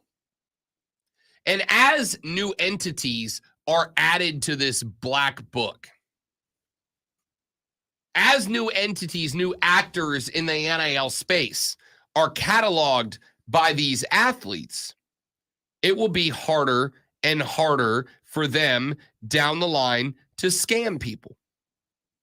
This is why when Rob Brown inevitably gets the phone calls that care ever so deeply about my car's extended warranty, this is why when Rob Brown gets that text from that Nigerian prince who's got $1 million in an offshore account and he just needs me to send him $1,000 as a sign of good faith. And if I will just send him $1,000 as a sign of good faith, he will then deposit that $1 million into my bank account. And all he needs is just a little money to make it happen. Oh, how generous. I know. This is why whenever Rob Brown gets those phone calls or those text messages, I am militant about the old block and report as spam button. Because if that number reaches out in text, if that email address reaches out in text 10, 20, 30, 40, 50, 60, 70, 80, 90 different numbers, and they all report him and block him as spam, then eventually the phone company is going to go, this telephone number is up to no good. Whoever is pushing the buttons on the other end of that phone or the other end of that laptop is a bad person. And they can block him. They can stop that or at least prevent that dude temporarily from scamming. It's that. All it is the market reaching its equilibrium. So if you have been upset over the past couple of years about athletes getting paid what they're getting paid, if you have been upset over the past couple of years that Olivia Dunn, a gymnast at LSU, is making $2.7 million in NIL valuation, If you were upset that Caitlin Clark caught $2.4 million in NIL evaluation, if you are mad that DJ Baby Burns made himself a American icon during this tournament run, the reality is the market has not reached its equilibrium. And I predicted that when NIL started, it was likely going to take some time because it was a frontier upon which we were beginning our great excursion. And that frontier was wild and untamed and vast. And we did not know how far this trip was going to take us. One of the variables in that great expedition were bad faith actors, were people that were out there that were going to take advantage of people, that were going to go above and beyond in setting the market. We know about what was the kid? Jaden Rashada, the quarterback that signed a big old fat NIL deal with the Florida Gator alleged collective down in Gainesville. And then once he signed that NIL deal and was ready to become a Gator, they suddenly backed out on him. And because of all the press and publicity that went down, he ended up getting no NIL deals at all. I had to go to Arizona State. Rough. Well, do you think that he can't pop onto the app and go, yo, the Gainesville Collective, they're kind of garbage. They're kind of crap. They kind of screwed me over, right? They kind of told me I was in line for X million dollars, and then they screwed me. And now I'm a Sun Devil with not that. And I'm not a big fan of that, and I'd like to change that. He can let people know. And now you better believe that down the line, if that collective calls the next great Zach Edey in the world of basketball and goes, hey, man, you come down here and you help the Rowdy Reptiles get back to the Natty, and he goes, yeah, give me 5 minutes. And he picks up his phone and he opens the app and he searches Gainesville, and then he looks it up. And he sees a rating for 1 out of 5 stars. And he opens it, and it's Jaden Rashada's comment, who said, they promised me X, and when it was time to deliver, they went MIA on me. He's going to call back and go, I appreciate it. Thank you for the consideration, but I'm going to go sign with somebody who hasn't, screwed over an athlete. And now all of a sudden, not only does that collective have to go bye-bye because the secret's out, but it just got a little harder to recruit in Gainesville. And if it starts to get harder to recruit because there's a lot of bad faith actors working in a city, working around a school, I'd be willing to bet that those schools are going to be willing to work a little bit harder to clean up that image. Because if it starts costing them recruits, if it starts costing them good players, it starts costing them wins. And if it starts costing them wins, it starts costing them visibility. And if it starts costing them visibility, it starts costing them class money. That's right. And as we have talked about with a couple of stories so far today, the ultimate driving factor in every single division in the world of athletics, at least on the organizational and administrative sides, the number one driving factor of every decision is the almighty dollar. And if bad faith actors start getting to the point that they are costing these schools the almighty dollars via recruits, via dubs, they're going to be willing to kick the tires on making some changes. This is a good thing. It's a good thing. I don't know that we know where the NIL market is going to settle. I don't know that we know where the market's going to settle. I don't know if we know where the rules and regulations are going to end. I don't know that any of us know any of those things. But what I do know is this is a good step in that direction. You cannot figure out what the true value of the market is until the market is made up overwhelmingly of good faith actors. athletes acting in good faith, schools acting in good faith, the NCAA acting in good faith, and the NIL providers acting in good faith. This is not an incentive. This is a demand that NIL sponsors act in good faith. Texas said this is just going to become like Yelp or Google reviews for restaurants on social media. A bunch of bull crap will get posted and not all of it will be true. Sounds pretty pointless to me. I don't know, man. I use Google reviews a lot. I do. I think one of the things that comes along with it, and this is a problem that I do have, one of the things that I think Google reviews and a lot of these other review outlets need to do is they need to find a way to verify and credential reviewers. It's like that South Park episode where Cartman becomes a Yelp reviewer and he goes around ruining restaurants in return for free food. Like, if you don't give me free fried chicken, said Cartman, I'll take your restaurant down with a bad Yelp review.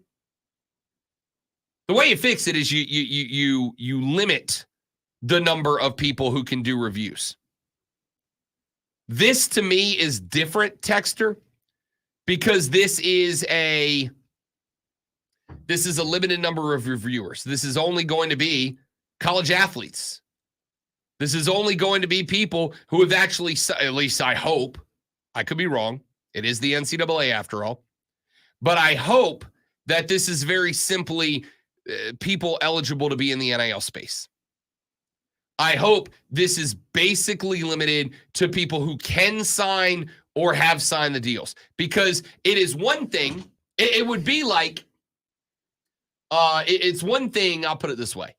If I get on Yelp and a restaurant has 1,000 4-star reviews, 25 5 stars, 500 3 stars, 22 stars, and 7 1 stars.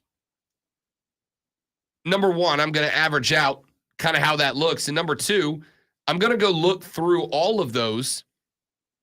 But most importantly, I'm going to find out who left the 1 star. And if I open it up and their last 30 reviews are all 1 stars at different restaurants, I'm dismissing their claim. But if I look and they left a 5-star here, 2-star here, 5-star, 5-star, 4-star, 3-star, 2-star, 5-star, 1-star, I'm going to take that a lot more seriously. This is what I think this app turns out to be if they end up going through with it. I think if it leaving the review of the deals they've signed, I think it is not the it is not the end all be all. It is not market equilibrium, but it is a tool that pushes us there. And I think the next best thing for college sports in the NIL world is to figure out how we get to market equilibrium, to where we are spreading out the money. We have a good mix between athletes and sponsors. I think that's the direction, and I think this app goes in that direction. All right, we're way late. We got to take a break. When we come back, we'll wrap up hour number 2 of the Rob Brown Show in the Fan Upstate. Back after this.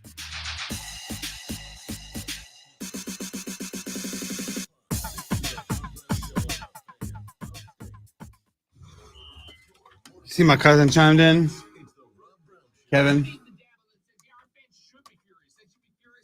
Yep. I like it. I mean, Kevin, I got a bathroom. The schools are supposed to be requiring that, but these scandals are not new to NIL era, right? Like these scandals, we had the North Carolina scandal a couple of years ago where athletes were being allowed to take bullcrap classes and get bullcrap grades for them while they were playing. That to me, I'm not saying that this is what you are saying, but that to me is not a reason to crack down on NIL or to pull back on NIL, right? Like that's not new to sports at the collegiate level. There's always been that issue. It's not new. All right, give me 30 seconds. I will be immediately right back. Stay right there.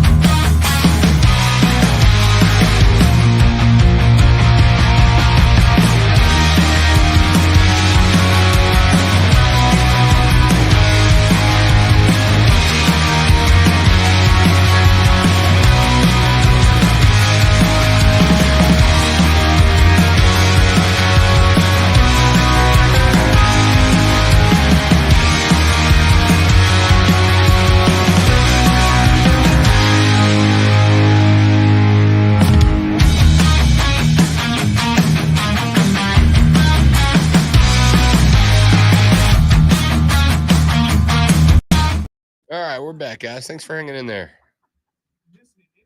Appreciate y'all hanging out with us this morning.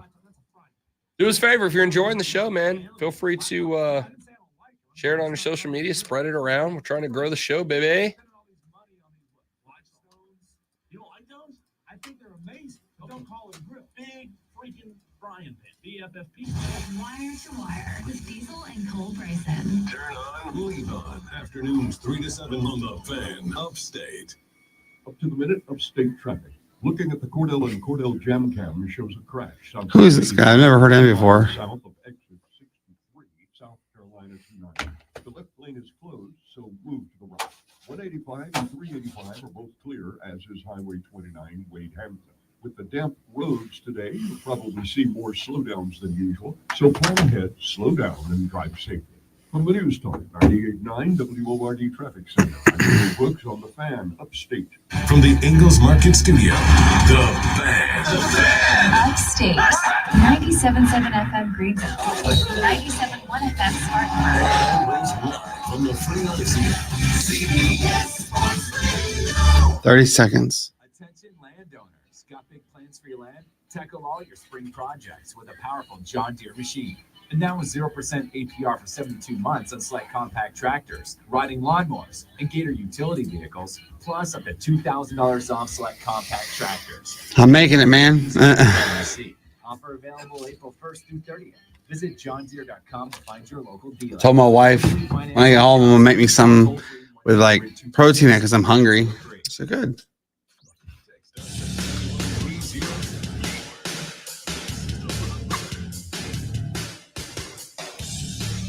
Wrapping up the second hour of the Rob Brown Show here on the Fan Upstate. Coming up in the next hour of the show, got a handful of topics that I would like to get to. Spencer Strider down for the Atlanta Braves for at least the foreseeable future. How long, we are not yet sure. Still undergoing test on the damaged UCL.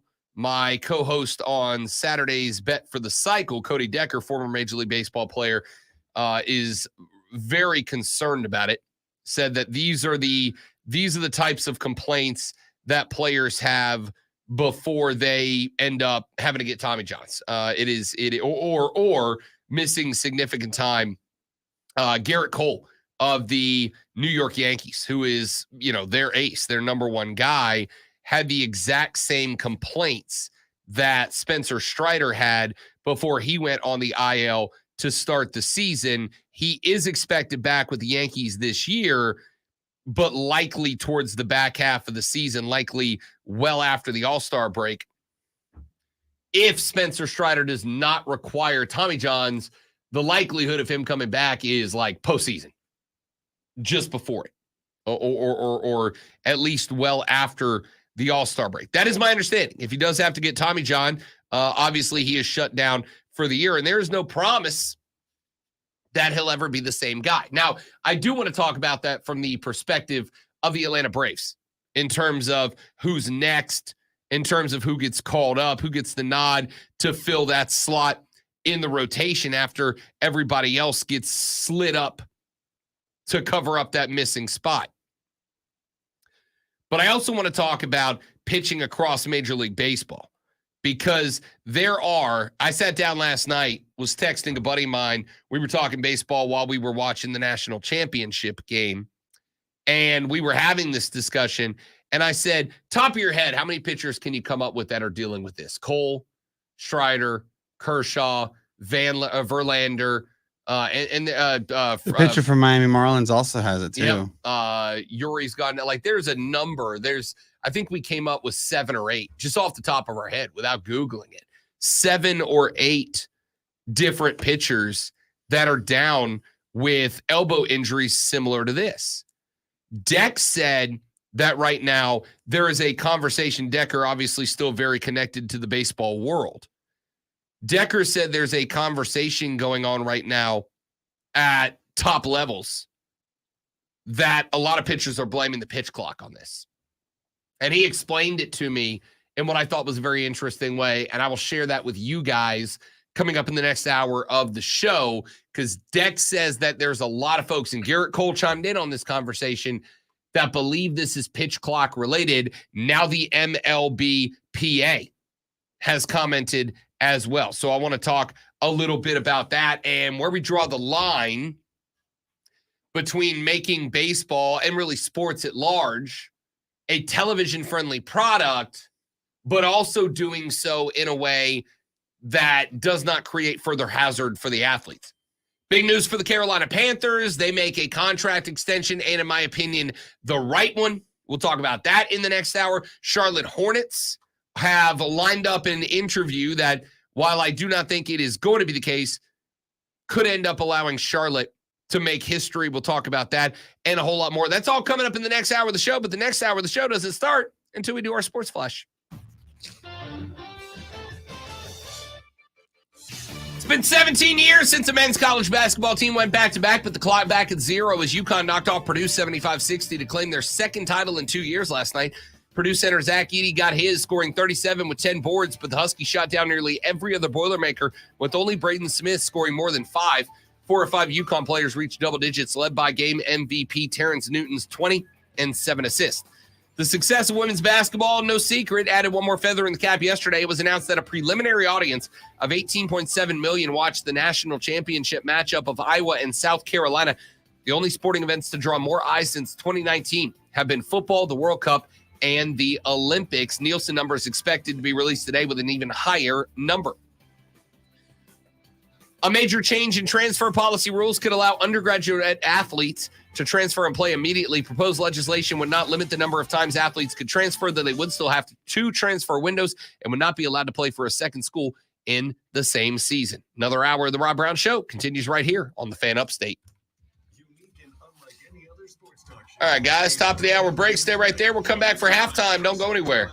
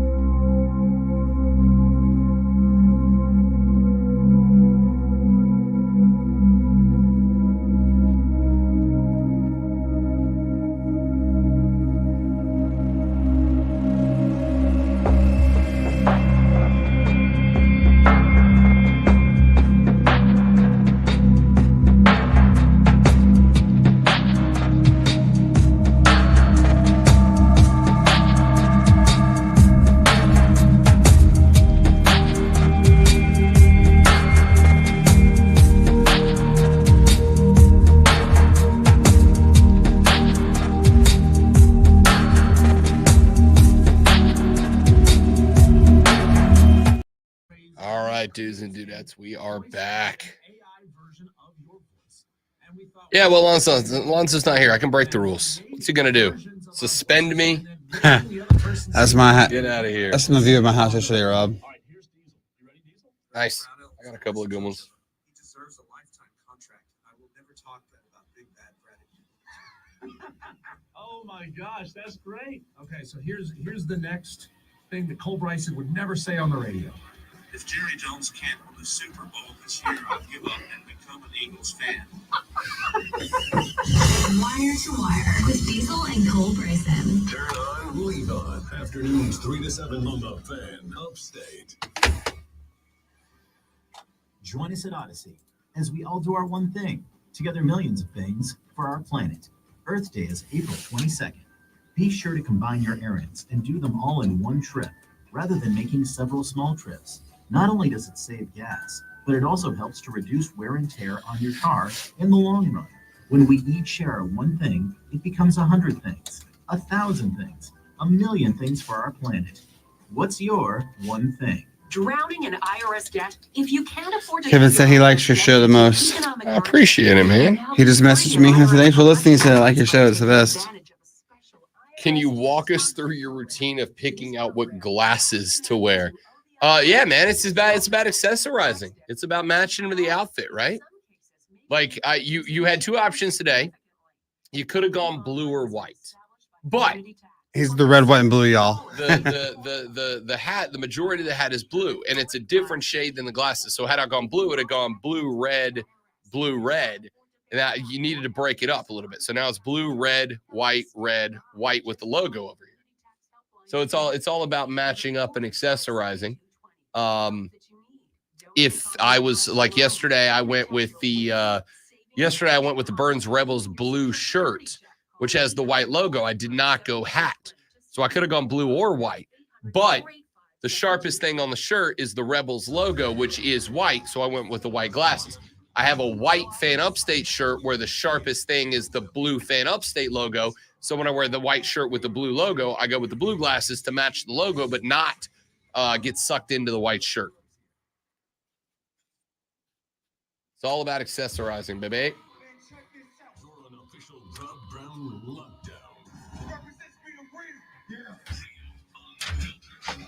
Manufactured locally for the Carolinas. This is the Rob Brown Show. Only on the Fan Upstate.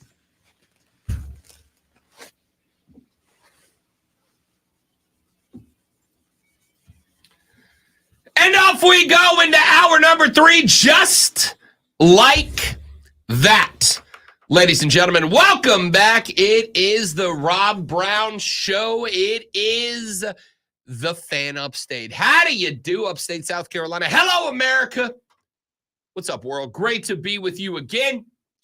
I am Rob Brown. Brandon filling in for the great one, Lonzo, this morning. A bit under the weather. We are pulling for him and hope to have the great one return to the show after a not-so-brief hiatus. But, my man is the peak of male performance. We got to get him back to 100% so we can show once again to the world why he is a great one. Very glad to hear or have Brandon with us here on the show today. Want you on the show today. Join us, won't you? By giving us a buzz on the Renewal by Anderson of the Carolinas fan phone at 844-326-3663, 844-FANFO. Text us at 71307, 71307. Start your text with FAN, F-A-N, FAN, F-A-N, and we will read them on the radio broadcast. You can tweet me at The Rob Brown Show, at The Rob Brown Show. You can also get at us at The Fan Upstate if you want to go in that direction.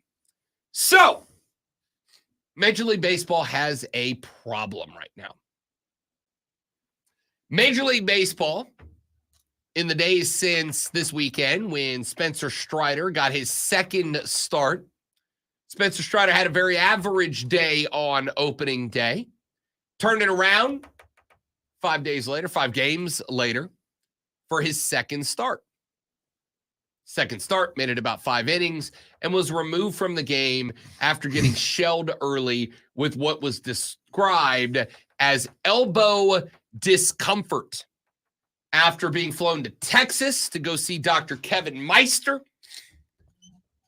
they found out that he has damage to his UCL in his pitching arm. Now, Braves fans held their collective breaths that Spencer Strider would be diagnosed with a minor issue, maybe miss a couple of months, make his return this season. We still don't know if that is the case because, unfortunately, very frequently, minor elbow discomfort is followed up by the need for Tommy John surgery. That is what Shohei Ohtani went through. That is why Shohei Ohtani will not be pitching this year. It is also what Garrett Cole dealt with, though he did not have to get the surgery. He is going to have to miss some months for a New York Yankees squad that has eyes set on returning to prominence in the American League's East Division. The favorites right now are the Yankees tied with the Baltimore Orioles. And because the Baltimore Orioles are a team predicated by offense, the best thing the Yankees could have is a great pitching staff. Garrett Cole is down for some time. Framber Valdez of the Houston Astros was scratched from a start yesterday due to elbow discomfort. Of course, the Astros fans are now in a panic. We have missed time due to elbow discomfort and or required surgery for Max Verlander, or for Justin Verlander. Clayton Kershaw, same situation for the Dodgers. This is an epidemic taking place around MLB. And the problem is not just that pitchers are going down. The problem is aces are going down. The problem is guys whose performance would define the season are going down. Spencer Strider going down doesn't necessarily change up the fact that the Braves are the favorites in the NL East.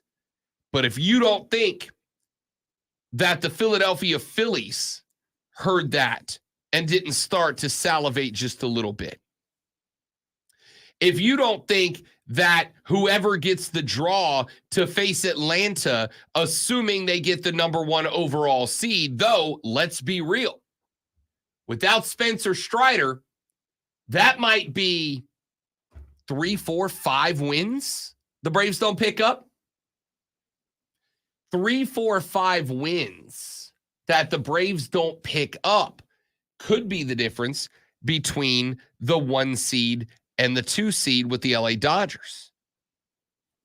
If it turns out to be the difference and the Braves get the 2 seed, now all of a sudden they got to play in the wild card round. That's one more opponent that could get white hot at the end of the year, snag a wild card spot, and eliminate the Atlanta Braves in week 1. The Dodgers, again, competing for the 1 seed. Clayton Kershaw, along with a couple of other pitchers in the pen on the DL for the LA Dodgers. If, theoretically speaking, of course, the Atlanta Braves were to have, with Spencer Strider, jumped out to a big lead in the National League, which now they haven't. The Braves are 6-3. The Dodgers are 9-4. Of course, you keep in mind that they also had a jump start on the season because they played those 2 games in Seoul, South Korea the week before regular opening day. But if, theoretically, the Dodgers were to have jumped out to a big lead and run away with the 1 seed, that'd have been a big deal. If the Braves would have done it early in the season, jumped out on the Dodgers to a big lead before they had their big pitchers come back from elbow discomfort and or surgery, it could be the Dodgers playing in the 2 seed. Dodgers got bumped in a sweep by the Diamondbacks last year in the NLDS. The the problem here that MLB has is that this is now an epidemic of aces. This is now an epidemic of not just starters going down, but starters that will definitively have a direct impact on the playoffs and the playoff seeding. That's a problem. All right, so let's ask you this then real quick before we go any further. Do you think that the pitch clock is causing problems to all the big names, or is it the entire pitching as a whole? Because, I mean, look at Snell. Great name. He got rocked last night. So, again, do you think that the pitching clock has an issue with causing all these major injuries? Because, the PA issued that statement stating that they're rigorously trying to figure out what's going on. So that's exactly where we're going with this. Garrett Cole, Yuri Perez, Lucas Giolito, all guys that have been sidelined. There are, as of right now, as of Saturday, this past weekend, only across baseball, there were only 2 former Cy Young winners on active Major League Baseball rosters. Corbin Burnes, Blake Snell. The only 2 Cy Young winners that were active on a roster over the weekend were Corbin Burnes and Blake Snell.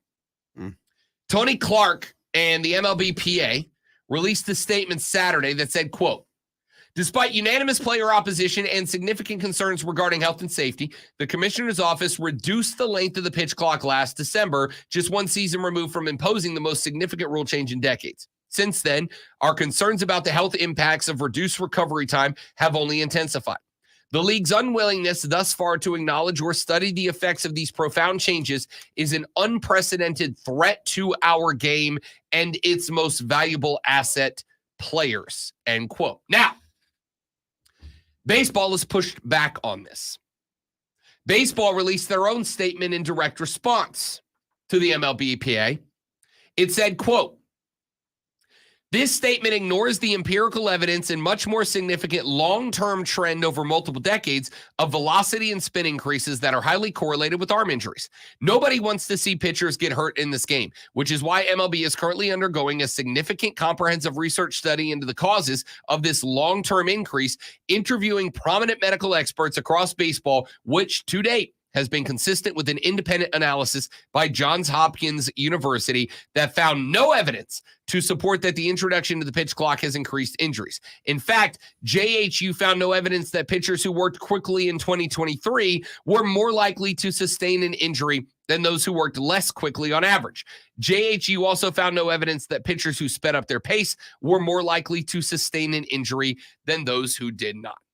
So, the MLB-APA and a number of pitchers, including Garrett Cole, have said they believe the pitch clock has some level of impact on this whole thing. Now, asked about it, Garrett Cole said he doesn't think it's just the pitch clock.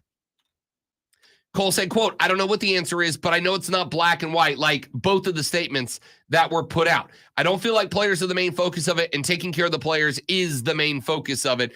End quote. So, this is interesting because based on the conversations that I have had, based on the things that Cody Decker has told me, as Cody Decker is somebody that is, again, still to this day, very connected with big names in the baseball world. Those in the know believe that there are indeed 2 main aspects to this. And the pitch clock is absolutely one of them. Cody Decker told me on our show, Bet for the Cycle, which airs every Saturday from noon to 4 on the BetQL network, that one of the things pitchers are concerned with when it comes to the pitch clock is this. 2 things have changed about pitching over the last 10, 15, 20 years. Deck pointed out that if you go back to baseball, say 2003, there were then a dozen guys in all of Major League Baseball that could routinely throw the ball 99 miles an hour or more. Now the majority of them can. 99 miles an hour on the radar is not unusual anymore. In fact, it's quite the opposite. It's relatively common at this point. Of course, to make a ball go 99 miles an hour, just about every bendy part in a pitcher, from his knees, up through his hips, up through his shoulders, up through his elbow, up to his wrist, up to his fingers, they all have to be included. You have got to everything from twist the hips to build momentum forward. You've got to then push off the back leg. You have got to take shock through the ankle, through the knee, to the hips. You then have to throw the body forward. You have to bend the arm behind your back, which is your back, your shoulder. You then have to whip the ball forward. If you ever watch, go on YouTube and Google pitcher in slow motion and watch the arm of a pitcher when they throw a fastball. And what you'll see is that a pitcher's arm from the shoulder to the elbow is then behind, like directly behind. The wrist is directly behind the elbow, and then it snaps over the top. That is so much stress on every tendon and ligament in the arm from the shoulder down to the fingertips. And with pitchers throwing the ball harder and faster than ever before, change-ups in the game now are what fastballs were in the 90s. If you go back and you think about pitching in, let's say, the Braves' first dynastic era, the majority of the guys who were, not all, but the majority of the guys who were known as the best pitchers, they weren't heat guys. They were movement and placement guys. They were precision guys. They were guys that could put it at your knees, on the black rubber, across from you, or inside of you every time. It's incredible. Now, the majority of the pitchers who were the best, not all, are heat guys, or guys that can get a triple figure on the radar gun. That takes so much more stress on the body, so much more bending and forcing through the ligaments and the tendons. And there are a lot of folks in baseball who believe that that is one of the two things. Now, Dex said that he had a conversation a couple of weeks ago with a sports orthopedic doctor who said that one of the issues here is the fact that when a pitcher throws a ball, the recovery time is not good anymore. It used to be that once you threw a ball and you put all of that stress on the ligaments and the tendons from your shoulder down to your elbow to your wrist to your fingertips, one of the things that used to happen was pitchers had recovery time between pitches. So by the time that the catcher got the ball, tossed it back to the pitcher was able to stretch it out, get back on the mound, go through his whole routine setup. All of that time is recovery time for the ligaments and the tendons inside of a pitcher's shoulder and elbow and wrist and fingertips.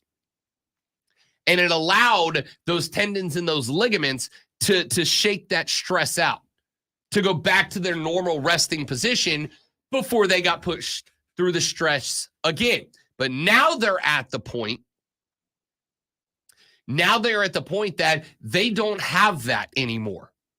That rest time between pitches isn't there anymore, so the ligaments and the tendons in the arm don't reset and don't have the opportunity to rest. Dex said, think about it this way. When you go to the gym and you get on the bench press and you rep out, like me, 700 pounds on the bench press, and you rep that out 40, 50 times, as of course I do for sure. He said, think about this. When you hit your max and you put that weight back onto the rack, what do? You sit up, you take a breather, you stretch it out, you drop the arms, you let them hang. Why are you doing that? Because your body is recovering. There's short-term recovery and there's long-term recovery. That short-term recovery is important. That short-term recovery allows all the things in your body, your muscles, tendons, ligaments, all the things we're talking about, it allows them to reset to where they go naturally. Now, you've ripped muscle fiber. That's what working out is. You're shredding your muscles, and when they rebuild with more muscle fiber. That's what grows muscle mass. I mean, look at me. I'm an athlete, you know. But with your ligaments and tendons, it's like stretching a rubber band. You stretch that rubber band, and it's going to go back to a similar size, but it takes a little while for it to contract back down to its regular size. He said what the pitchers are doing now with the clock is you're never letting the rubber band go back to its original resting position and set. You're stretching it, you're letting it come back a little, stretching it, letting it come back a little. And by the time you're done with that, and you let go of that rubber band, that rubber band is never going to go back to its original spot. And pitchers believe that is what's happening. But there's another element to this, and Joey B took me exactly where I was going, which is an interview that Tyler Glasnow did not too long ago, where he said that when baseball banned sticky stuff on the ball, one of the things that pitchers are saying they have to do now is, in order to create that spin rate that makes the ball break or slide or curve or slurve or whatever, in order to create that spin rate, that 90,000 RPM spin rate that makes a ball defy the laws of physics to move through the air and to break on you, Glasnow said that pitchers now have to grip the ball harder. Right? With the sticky stuff, you didn't have to squeeze down on the ball as much to get that friction when you come over the top and you break that wrist. If you've never thrown a curveball, I don't really know how to explain it, but basically what you're doing is, based on the pitch you're throwing, you rest your fingers across the seams of the baseball in a certain way. So, for instance, the way I used to throw a curveball is my top two fingers together, and then the seam pushed to the inside of my middle finger. So when I came over the top and snapped that wrist down, my finger, as that wrist snapped, that finger pushed the seam underneath the baseball, and it created the spin end over end, so that as the ball went to the plate, with the ball spinning through the air would catch those seams, and it would change the pitch of the baseball so that it would nosedive down. Or when I would come over the top and snap the wrist at an angle, it would create that break on that slider so that instead of dropping down, the ball would slide away from the batter or into the batter, whatever. Because the sticky stuff is gone, pitchers are having to squeeze the ball harder to make sure that when they snap that wrist on a breaking ball, they're getting the push off that seam to create that spin and create that break. Taking the sticky stuff away may have contributed to this as well. So I got to tell you, I really think both sides have a point. On one hand, let's be honest, the pitch clock has been a success for baseball. If you take the injuries out of it, the pitch clock has been a success.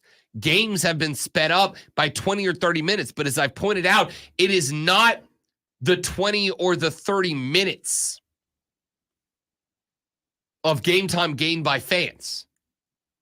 It is the 20 or 30 minutes of 10, 15, 20 seconds in a game. It's when the ball gets back to Glasnow and he's on the bump. I'm not sitting there staring at Tyler Glasnow, rubbing the ball and staring at the catcher for 30 seconds before he throws the next pitch. It's 15.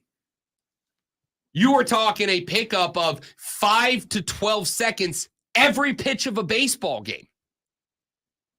And with the short attention span of baseball fans, of Americans as a whole, that's a world of difference. The pitch clock has been a success, but I will tell you right now, if there is some sort of scientific analysis, if there is some sort of empirical data, which baseball says there's not, but baseball also has a reason to say that.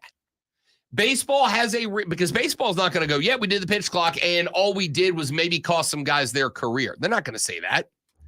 If there is a neutral, empirical study that is done that directly connects the pitch clock to these pitching injuries, where we are losing not just names, but Cy Young winners across the league, one by one, to these same elbow injuries over and over, you can have the damn pitch clock back.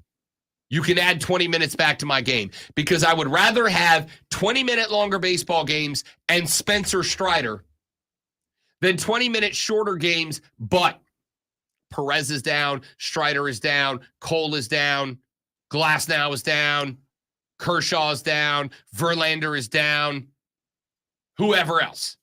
I'd rather have longer games. So I'm real intrigued to see what steps comes next and which way these two sides, the MLBPA and the MLB, decide to go in order to try to get an answer through the numbers for this.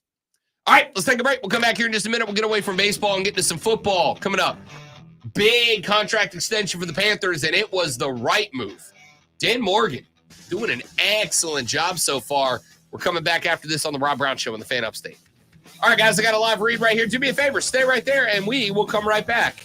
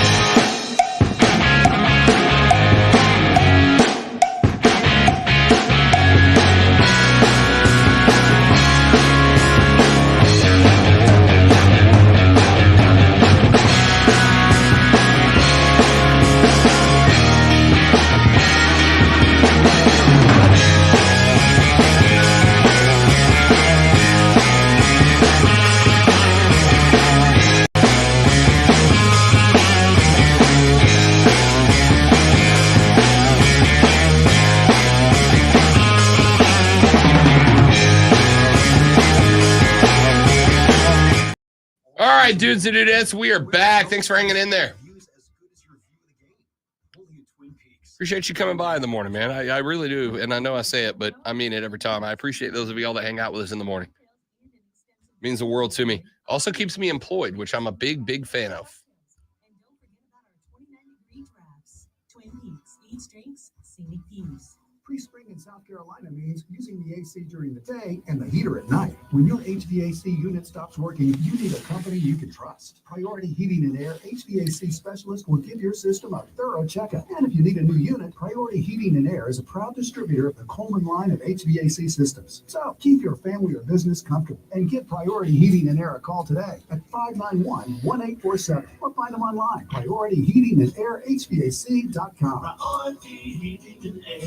Hi, Discover. It's Jennifer Coolidge. I'm so glad I can talk to you 24/7. How can I help? I bought these yellow pleather pajamas. and- What's a sports memory that every time you see it, you're going to sit there and watch it?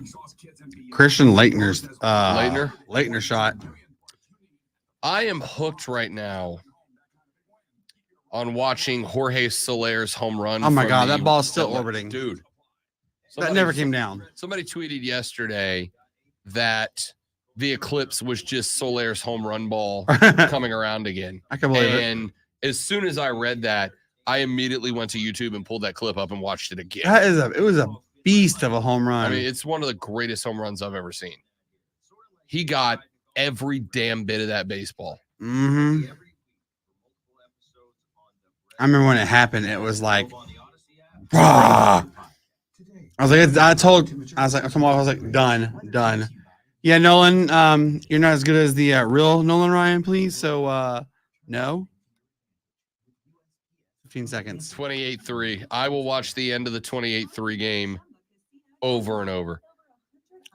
I Y'all don't are take boring. joy in the misery of sports fans except the Atlanta Falcons. Y'all are boring. Don't know what to tell you, buddy. Sorry. That's a rivalry. You deal with it.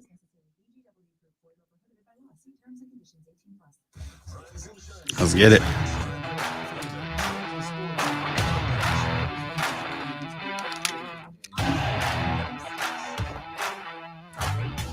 The Rob Brown Show continues. It is the Fan Upstate. I am Rob Brown. Brandon in for the Great One Lonzo. Texter says, "Dear host," well, that's very cordial of you, Texter. Thank you so much. "Dear host, please consider those of us who are here for all other sports besides baseball and move on. Sincerely, half your listeners." So I'm going to go with a couple of things. Number one, it took me till 8 o'clock in the morning. That is 2 hours of, quote, all other sports before I touched baseball. And by the way, if you are keeping track, we are coming up on the 2-week mark, and I have yet to subject you to baseball. I have done, I think, cumulatively, since a Thursday gone by and a Thursday before, which is a really dramatic way of saying a week and a half ago. I believe I have done 3 baseball segments at this point. And one of them, to me, is one of the most important baseball things that has happened in a while. Could you imagine what might happen if some rule change in football led to Patrick Mahomes, Justin Herbert, Derek Carr, Bryce Young, Brock Purdy, Lamar Jackson, all going down within 2 weeks of each other? The world would lose its entire and collective, and justifiably so. Now, Texter, just because of your text, I'm going to do one more baseball thing right here. Hey, Rob, remind me again, what's America's pastime? It is baseball. Yes, sir. It is Sorry, baseball. Texter, but it is baseball. It is not America's favorite sport, and I'm under no pretense that it is. But to tell me half my audience hates baseball, I'm going to disagree. And just for you, Texter, I am going to do one more baseball segment. Hold tight, then we'll get away from it. Rob Manfred was on the Craig Carton show over the weekend, and they got into some discussions. I'm real interested in something that he said a couple of days ago, which is this. Talked about the product. Of course. End of freaking course. Hang on just a second while I get that fixed. Here we go. Talked about the product on the field being up to your par. You're happy with it. I love the pitch clock. I agree with you. Are there new things coming down the pipeline for the game? I think the next thing that we are working on is the automated strike zone. Right. We have put a lot of time and money into the development of the system. The technology, absolutely awesome. It is actually accurate to 1/100th of an inch. It will call whatever geometry of a strike zone you tell it. You can tell it to call an oval. You can tell it to call a rectangle. You tell it to Are call we whatever. calling the technology the Angel Hernandez technology? Or are we not? Is that the unofficial name of I'm a hard no comment on that. Okay? I just want. Did we get that? Okay. I figured you were retiring soon. I get the check. Yeah. Right. So, Mr. Not that soon. Talked about the product. on the Okay. field All right. being All right. up to All right. your Stop. par. You're Stop happy it. with it. Stop. I All love right. the pitch Just clock. shut up. Okay. Shut up. Point is, two things happen there that I absolutely adore. Number one, strike zone tech. Yes! Yes! Yes! Yes! Strike zone tech. That'll be great, man. Strike zone tech. Oh, yeah! Strike zone tech.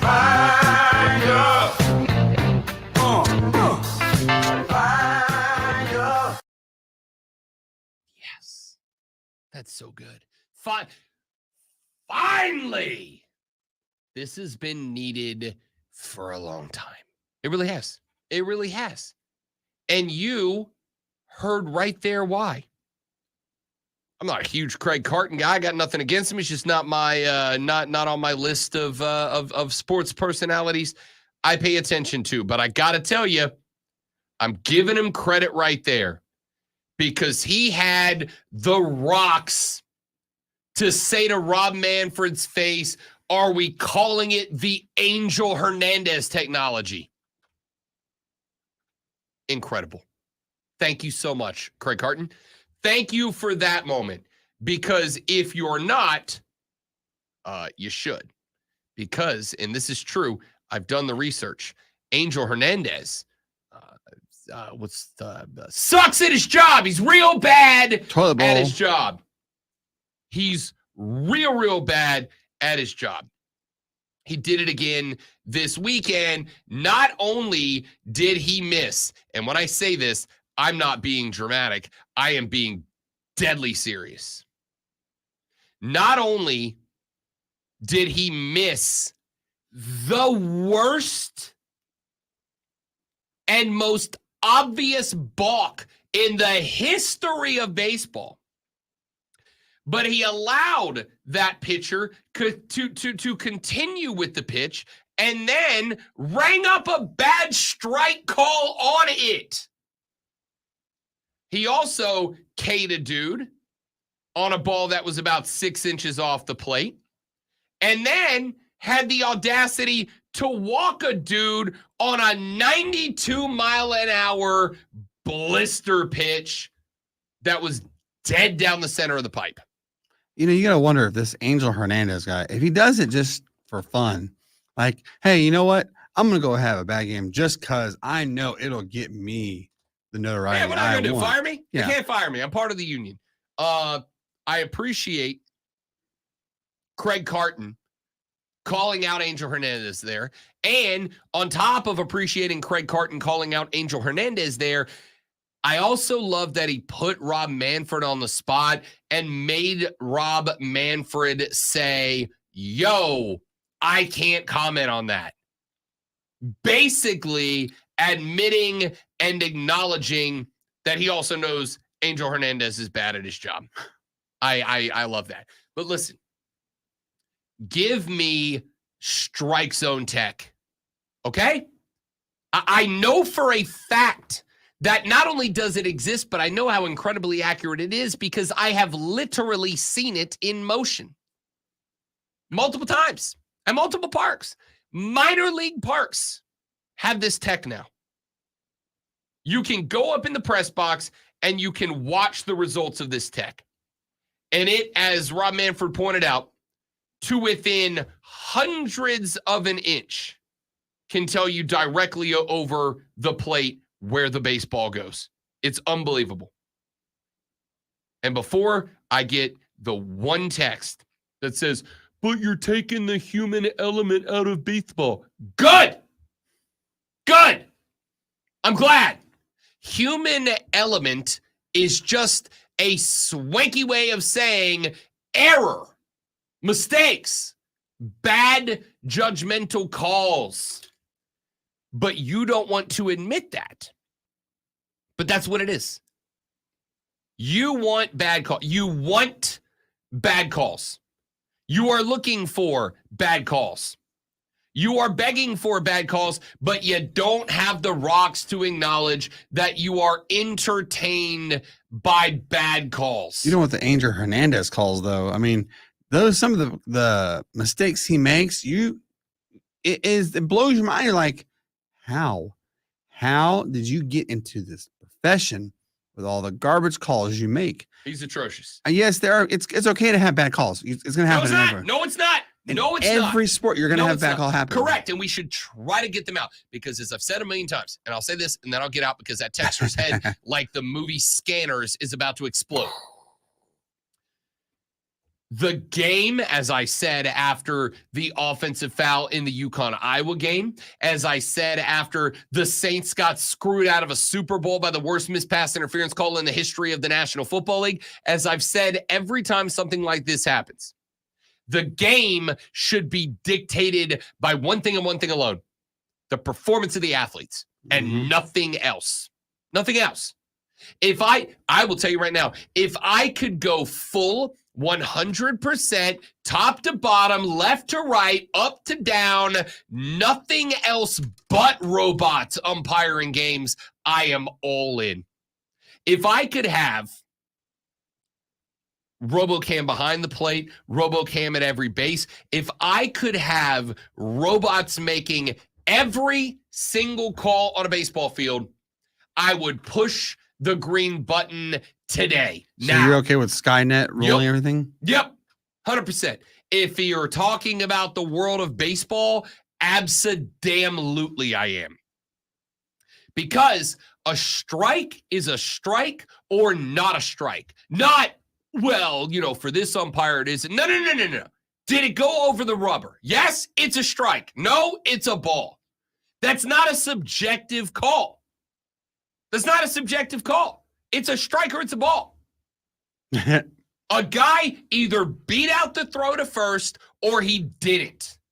That's not a subjective call. He's safe or he's out. There is a definition set for both of them. And we could do away with subjectivity. If a runner beats the baseball to first base, does he deserve to be called safe? Yes or no? Yes, he does, because he played the game. If a runner's running to first and there's a bang play, one of those bangs comes before the other bang. It's not bang because there's two bangs happening at once. If a runner beats the baseball to first, it is bang, but the bang that's before the other bang is the best bang. And we're out here trying to get our best bang. That's what we're doing. So whatever the bang in bang is, that's what should be called on the field. If a ball crosses over home plate in the strike zone, it's a strike. And if it doesn't, it's a ball. It shouldn't be based on if the umpire is mad because his wife didn't give him no sweet loving last night. It should not matter if the ump got the bow chicka bow wow on last night. It is in a super good mood because his wife was in a super good mood last night. I don't need it to, it's been 3 weeks since my wife gave me the love. Screw you, you're out. No, that's not, it's a strike or it's not. Put the damn TrackMan on every home plate in Major League Baseball and let's let strikes be strikes and balls be balls and sexually frustrated umpires go somewhere else to deal with their crap. Back after this on the Rob Brown Show in the Fan Upstate.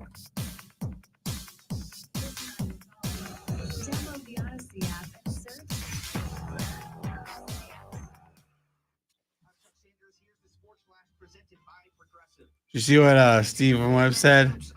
Cue the Skynet sounder, Brandon. Lonzo's got the theme song from Terminator in there, and he plays it whenever I do umpire Yeah. stuff.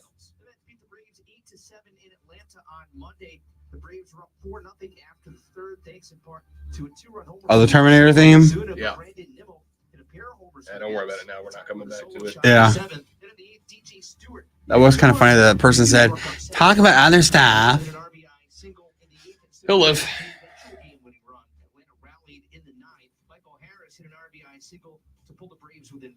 The Braves chased Mets starter Julio Teheran after just 2 2/3. He allowed 4 runs on 6 hits in the loss. You heard that right? He said the Mets lost last night. The Mets did not lose. Yeah, they won. He just said Julio Teheran was responsible in this and the loss.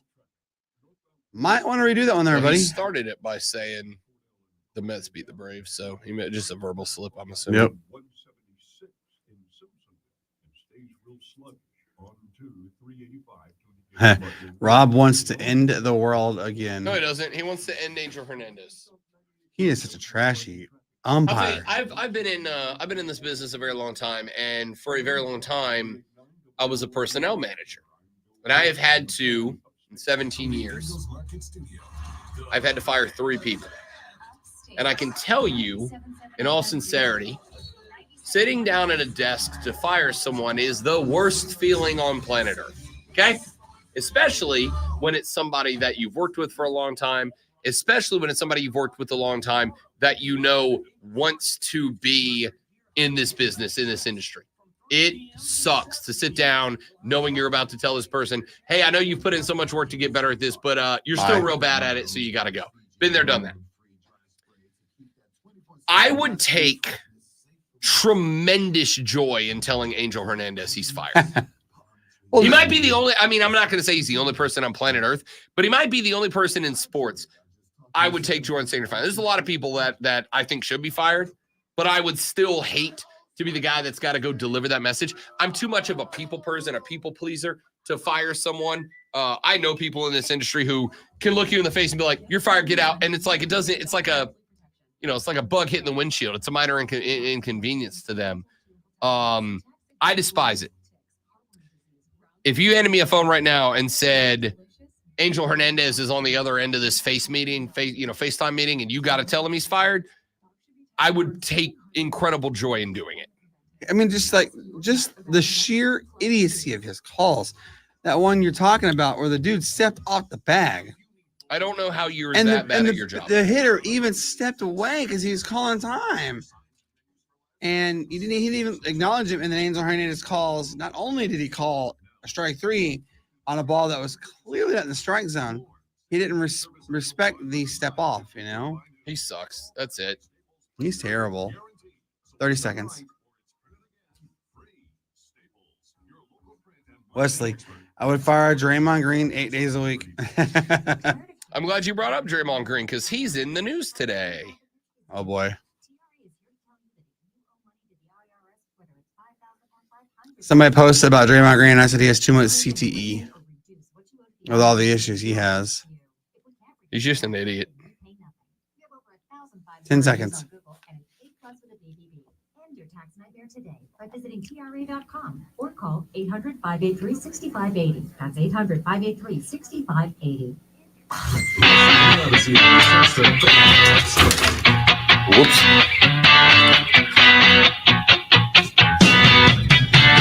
Wrapping up the third hour of the Rob Brown Radio program. This is the Fan Upstate. Welcome back, ladies and gentlemen. Rob and Brandon with you this morning. Great one, hopefully feeling a little better, and will rejoin us tomorrow. Hey, it's Masters Week. Yes, I am shifting from baseball to golf. What a day for Rob Brown. Rob, how dare you? Our listeners want to listen to baseball, sir. I'm so stoked for this, man. It's the best time of the year. Masters is it's a beaut. It's a beaut. It's a beaut. It's the best thing that happens in golf year round. I'm stoked, dude. Excited about this. Was talking to a gentleman yesterday, big golf guy, works with fiance, was over at her place of employment. We watched the eclipse together because we're adorable. And I was talking to one of her coworkers, big golf guy. And I said, how you feeling about the Masters? And he said, my loins have been tingling. He didn't really say that, but that's what we all mean. He said what I said on the show yesterday. I actually did a segment about this on the opening hour of the radio program yesterday. The Masters is very interesting to me every year, but it's particularly interesting to me this year for one reason. Because maybe I'm misreading it, but it doesn't seem to be particularly interesting to America like it usually does. And I got a theory on that, and you golf dudes out there, I'm curious as to if you feel the same way. The Masters is every year the calendar event for this golf. It is for this sport. It is the Daytona 500 of golf. It is the Super Bowl of golf. It is the World Series of golf. It is the finals of golf. Even though it's not, it is. It's all of those things, but for this sport. And normally at this time of the year, this is where I start seeing Masters stuff everywhere. This is ordinarily where I see bars and restaurants putting out golf stuff. Hey, come down and drink our world famous Arnold Palmer this weekend. 2 for $1. Come try our hole-in-one burger. A burger that we put a hole in it. Because golf, you get it. This is ordinarily the point of the calendar where we would start to see golf everywhere. And I'm not seeing it this year. Now, it's on all the sports channels, sure. Because the golf fans, the sports fans, they're all in. But I'm not really seeing it being pimped out like I do most of the time around this time of year. And I have a working theory on that. My working theory is that what Jon Rahm, Rory McIlroy, and Bryson DeChambeau have all said in the past week is prophetic. What they have all said is the current split is unsustainable. It's unsustainable. It is unsustainable in that and because you can't get and keep the attention on the game if the best players in the world are all over the damn place. This is, for instance, one of the reasons that I think soccer has such a damn tough time growing in this country. Because if you want to follow the biggest American soccer players, you've got to wake up at 3:30 in the morning and watch Spanish golf or Spanish soccer and German soccer and French soccer and English soccer and Danish soccer and Belgian soccer. If you want to watch the biggest soccer players just in general, you've got to watch English soccer and French soccer and German soccer and Saudi Arabian soccer, or else you can't see all the best players in the world. And that makes it real hard to track because there's a lot of it. I'm a soccer guy, but I'm going to be real with you. I watch EPL, I check in on Bundesliga, and I watch MLS, and that's pretty much it. And plus international football, obviously. But ordinarily, when international American football rolls around, and it's time to go check in on what our internationals have been doing, I got to research. Because I'm not watching second division, lower level German football to find out where our backup reserve left back has been in the starting lineup, right? The reason we keep up with football, American football, is because all the best football players on planet Earth are here. They're here. The reason I can keep up with basketball is because all the best, even though basketball is now officially a global game, if you are one of the best elsewhere, you come here and you play in the NBA. Nikola Jokic, Luka Doncic, Giannis Antetokounmpo. All the best players play here now. So it's easy to follow. It's all in my backyard, right? With the LIV Tour over there and the PGA Tour over here, and half the best golfers in the world playing over there, and half the best golfers in the world playing over here, it's hard to keep up. It just is. Then you add the lack of accessibility to the LIV Tour. Quick! Last week, where did the LIV Tour play? I'm not asking you what channel, what time, just where did they play? Where was the tournament? No idea. Correct. And the overwhelming majority of you, even golf fans, in my experience, don't have any damn clue. You don't know. So here comes Jon Rahm, and here comes Phil Mickelson, and here come all these LIV Tour golfers getting set, getting fired up for the Masters this weekend. What did they do in their tournament? What did Jon Rahm do in the tournament last week on the LIV Tour? None of you know. Some of you know. The hardcores know. CW knows. But none of you know because they damn one of you watched it. Okay? That's just the reality. So this is an unsustainable way to run the golf world. It just is. And I don't know what the answer is. I don't know if the answer is a merger. I don't know if you're the PGA Tour, if you just suffer through it and realize those guys will come back. I don't know if you just have to give up and try to, I'll tell you what I do. I'm investing more down the line. I'm not merging with the LIV Tour. I'm investing more into the second levels of golf, into growing the game of golf. I'm trying to find the next round of superstars and grow them within the PGA Tour so that we build some loyalty amongst our next generation of golfers, and they want to stick around. But the Masters is proving right now, in my opinion, that the current model of golf, with half the best players in the world playing on one side of the world and half the best players on the other side of the world, with golf being a niche sport, this ain't the NFL, dog. This ain't the NBA. This ain't any of that. This is golf. This is golf. This is one of the hardest sports to get people into. I can take somebody up to Charlotte for a NASCAR race, and I can set them in the pits to watch a race, and 80% of the time I take somebody to their first race, they come back. 80% of the time, give or take, anecdotally. I get them, I put them in, then they want to come back and watch more NASCAR down the line. I take people to their first baseball game in person, their first hockey game. I've done this with the Greenville Swamp Rabbits 100 times since I moved here. Somebody goes, I've never been to a hockey game, Rob. And I get them tickets, and I take them to a Rabbits game, and the next thing you know, they're texting me going, hey, man, you got any extra tickets for this weekend? Who do I call to buy tickets to this weekend? It ain't really like that with golf. You either like golf or you don't like golf. It's hard to get somebody into golf.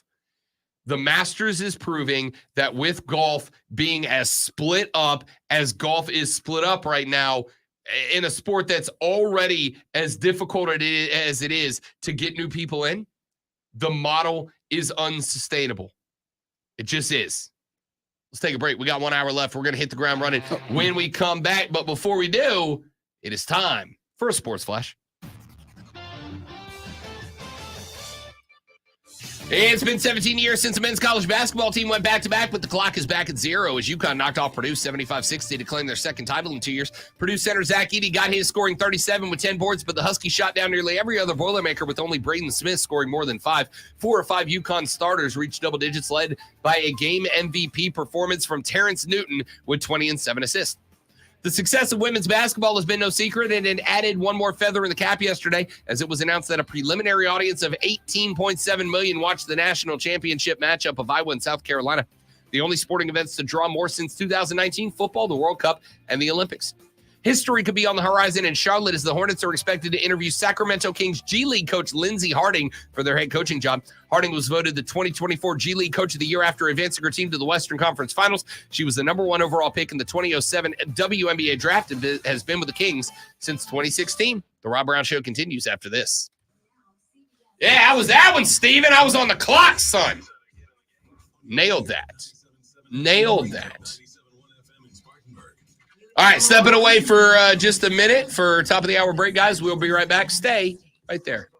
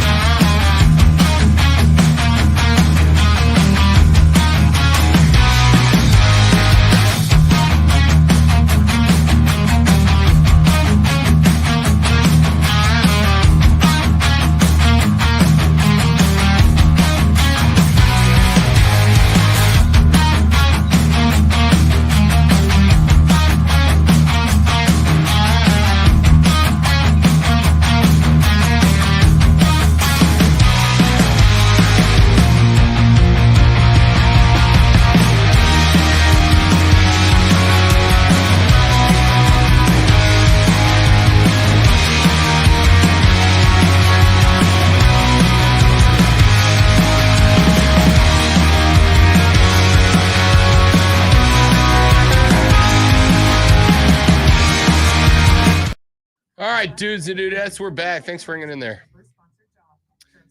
James, I am very worried that is going to be the case, bud.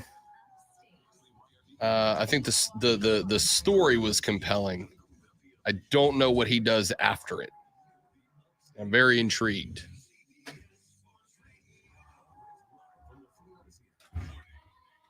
Did it again.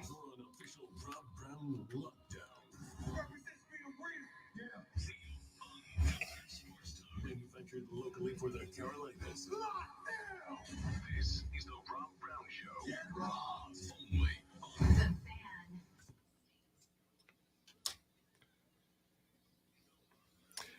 And away we go with the final hour of the Rob Brown Radio program.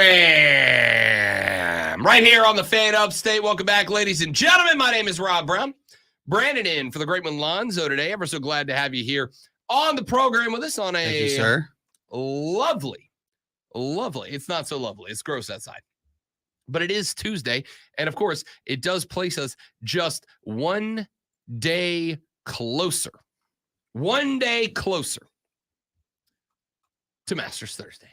Can't wait. Love the Masters. Brandon and I were talking about it during the break. I'm excited about Eldrick Tiger Woods. Do I think Tiger's winning this thing? Yes, I do. He gave up 6 for this tournament. He's going to win by 9 strokes. I want you to think about all the energy that was. Tiger Woods took down, and I mean this, the most dominant athletic career of any athlete in my lifetime. Put anybody you want. Put Jordan in there. Put Kobe in there. Put any athlete from any sport. Put LeBron in there. The most dominant career of any athlete. There is no other athlete that has defined his career. I would say Tiger, Brady, and in the modern era, I don't think there's anybody else that was as dominant over their sport as Eldrick Tiger Woods was in his prime. Let us point out that even with everything that is going on, Tiger Woods, should he make the cut this week, should he be playing on Saturday, will be doing so for the 24th year at the most difficult golf tournament on the face of planet Earth. Okay? 24 years in a row. Let me tell you why I love Tiger Woods as much as I love Tiger Woods. If you've been listening to this show for any length of time, you may have heard me say this before, but I'll say it again because I think this is as good a time as any to bring it up as Eldrick gets prepared to play in the Masters again. I grew up around golf. Around it. I didn't really play when I was young. I might occasionally go out in the backyard and like clobber some golf balls just to see if I could do it, but I didn't really play golf as a youngster. The extent of golf for me was goofy golf, which was the decades-old mini putt course in my hometown growing up. I didn't start playing golf until I was probably 14, 15. And the old man kind of got me into it at that point. Around that time, for me, was around the time that a young kid named Tiger, who I know had been in the game for a while, but I was unfamiliar, started balling out. And around the time that I was starting to play golf, taking lessons, going to the range, etc., Tiger Woods was starting to win some golf tournaments here and there. And it was pretty spectacular to watch. And then the sport that I grew up around but did not play, the sport that I eventually started playing, which had been, up until that point, sorry if it makes you uncomfortable, a stuffy old white guy game. It just was, okay? And it just was what it was. You go down, and it didn't matter if you went down to the local Muni or you went up to the nicest country club in the Florida Panhandle. It was a stuffy old white guy game. And I remember when Tiger's video game started to take off. I remember when Tiger's video game series started taking off because all of the sudden, Rob Brown, who after he got into golf, could very frequently be frowned, whether it was on lunch break or it was between gigs or whatever. My golf clubs just stayed in the trunk of my car. And I would go down to whatever the closest driving range You was. were brave to leave your golf clubs in your car. I had a trunk back in the day. I would leave the golf clubs in the trunk, and I would go to whatever the closest course was on my break, and I would buy a bucket of range balls, and I would work on whatever club I was working on that day. And after a while, you started seeing the demographics around clubhouses change. Because it wasn't just white guys out there hitting golf balls anymore. And it wasn't just specifically older white guys out there hitting golf balls anymore. All of a sudden, you were seeing young people out there hitting golf balls. All of a sudden, you were seeing black kids and Latino kids and Asian kids out there hitting golf balls. All of a sudden, you were seeing groups like First Tee, an organization here in the upstate that I am proud to have a wonderful working relationship with, explode in popularity. And it was all because of Tiger Woods. It was all because of that guy. Now, Tiger Woods has made some mistakes. I'm not arguing that. Everybody has made some mistakes because while nobody's perfect, but I am very, very close. Tiger Woods, not a perfect man, flawed man. Everybody's a flawed man or woman. Tiger made some mistakes for sure. And Tiger has, let's be real, paid for those mistakes, literally and metaphorically. Tiger Woods lost his marriage. Tiger Woods almost lost his career, damn near lost his life because of a series of dumb decisions and mistakes. But I would also on the flip side of that make the argument that Tiger Woods didn't open the door. Tiger Woods battering rammed down the door to a sport which used to be very exclusive. You had to be a, frankly, certain demographic, and you had to be a certain age to be part of that particular community. And Tiger Woods, like I said, didn't open that door. He kicked that door down. And it was impressive. So I am excited to see what Tiger Woods does. I'm excited. I'm interested to see what Tiger Woods is going to do. Tiger Woods, in his last 6 tournaments, has finished 47th, withdrawn, missed the cut, T45, withdrawn. I don't expect Tiger to go out there and kill the game. What I am going to say is, my dude gave up sex for 2 years. That almost ruined his career. You don't think he's coming out for friggin' blood this week? Now, I hope his ankle cooperates. I hope his back cooperates.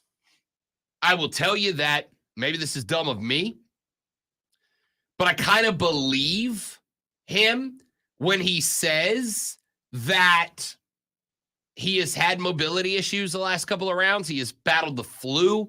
He has battled his ankle locking up, his lower back locking up. He has dialed in the last 2 weeks to get ready for this tournament. I hope he makes it. I hope the weather cooperates, because I remember the one he played a couple of years ago, the weather was kind of crappy around Augusta. It was a little chilly, and he said that like that didn't contribute, like that hurt his back, that prevented his back from loosening up enough to play his best golf. I hope the weather cooperates. I hope his body cooperates. I would love to see Tiger make a run at Sunday and go out with some level of appreciation for what this guy is and what he has meant to this game. Let me ask you this, Rob.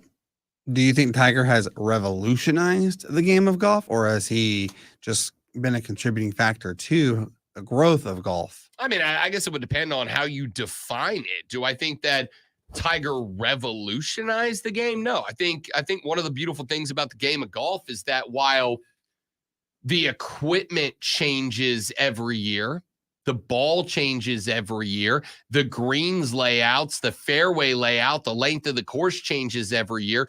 At its core, golf is golf. Golf is an incredible game. Golf is a mental game. Golf is very interesting in that there are going to be X amount of dudes out there walking 18 on Thursday and Friday, half of that number on Saturday and Sunday. But the greatest golfers in history have all said the same thing, which is golf is not you versus the other golfers. Golf is you versus yourself. Tiger himself has said, if it's a Sunday round, I'm not looking at the scoreboard. It doesn't matter what John Rahm shoots. Doesn't matter what Scotty Scheffler shoots. Doesn't matter what Max Homa shoots. All that matters is what I shoot. If I go out there and I play the best round of my life and I shoot a 67 on Masters Sunday and somebody else cards a 66, good on them. They have done something incredible. Good on them. So I think at the end of the day, at its core, golf is golf. And there's something to be said for that. But I love the fact that Tiger Woods, while he did not revolutionize the game, because again, the game is the game. It has been that way since the ball was made out of a rubber layer on top of a bunch of chicken feathers, and the clubs were literally woods. To today, with drivers that are made out of the same alloy as Lieutenant Dan's legs, which is the space shuttle, by the way. At its core, the game is still the game. The game is you versus yourself versus your mind versus the course. And I think that's great. What I appreciate about Tiger Woods more than anything else was that Tiger Woods made golf cool. He made, even if only for a couple of years, and I don't think it's for a couple of years because I think, again, you head down to the range now, you're still going to see a wider demographic than you ever did. Hell, even when I was a kid in the late 90s. He made it cool. He made it cool to play a golf video game. I don't think we have Top Golf without Tiger Woods. I don't think we have organizations at the level of success of, the First Tee organization, etc. I think a lot of that is still probably growing. I think the majority of the guys on the tour are probably more traditional golfers without Tiger Woods. But I mean, and I do think this is somewhat dated because even guys, like Rory McIlroy. Tiger Woods was an inspiration for Rory McIlroy. Rory's been on the tour for a decade and a half now. But he was an inspiration to Rory McIlroy. Guys like Ricky Fowler out there in the bright orange shirt and matching flat bill cap. There's no Ricky Fowler without Tiger Woods. Ricky Fowler was off playing Madden on the Xbox or whatever. I appreciate that Tiger Woods made golf cool. And that, I wouldn't say he revolutionized the game of golf. I would say he revolutionized the demographic that plays it. I would say that he forever changed who is welcome in golf circles. I think there was a very long time. There's an ugly backstory. I think it was a very ugly backstory in golf for a very long time that a lot of people were not welcome in the game. I think there was a lot of time that a lot of people probably felt uncomfortable if they were to go to a country club because they would have caught a certain type of look from a certain type of people. Ain't like that no more. I mean, it is at some country clubs, but screw them. Most places, doesn't matter. Black, white, young, old, Asian, Latino, short, fat, male, female. They don't care. They care about, are you here? Do you love the game? And are you going to play it the right way? And I think Tiger Woods gets a Gets a thumbs up for that. Like I said, he's made some mistakes. He's made some mistakes that I've in the past called unforgivable. Driving under the influence. That's not something that I can look at and go, you made a mistake. But I think he understands it. I think he is paid for it, both literally and metaphorically. And, I think, especially since the accident that almost cost him his freaking ability to walk, his literal leg, from what I can tell, he's been a great dad. He's been a great ambassador for the game. He's been somebody that understands his influence and his legacy, and he has done good things for the sport. And while he has made mistakes that, again, are very difficult, if not impossible to forgive, I do have to look at that in juxtaposition with how he has filled his responsibilities to a game that I love for as long as he's done it. All right, let's take a break. We'll come back here in just a minute and run through some of the quick stories that we have. Contract extension for the Carolina Panthers and more. Nolan says golf is a game for gambling degenerates, which I am one of. Yeah, same here. Joey B said, I got $10 on Tiger at plus 5,000 to win. I'll go down that rabbit hole with you. I'll throw a tenner at Eldrick at 50 to 1. We'll see what happens. Maybe it gets wild. What a story it would be. Back after this on the Rob Brown Show in the Fan Upstate.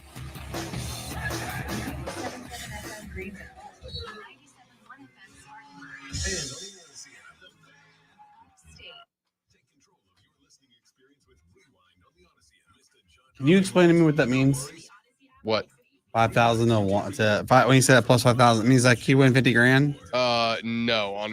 So when you see a plus out of the number, that means if you bet $100, that is what you would get back. So bet 100 to win 5,000, or in this case, bet 10 to win 500. Oh, okay. So the easiest way to do it is if you see a number like that ends in 2 zeros, take the 2 zeros off, and that's what you would win. Oh, okay. So in this case, it would be 50 to 1. Okay. If you see a minus out front, that means a betting favorite, which in that case, it would be this is what you have to bet to win 100. So if you see like Braves minus, like the Braves are minus 375 to win the division this year. That means you have to bet $375 to win $100 back. Oh. So it's way less of a risk, but you have to win more so that if that bet loses, you're punished for it. Okay. All right, guys, go to grab a water. Y'all stay right there. I'll be right back.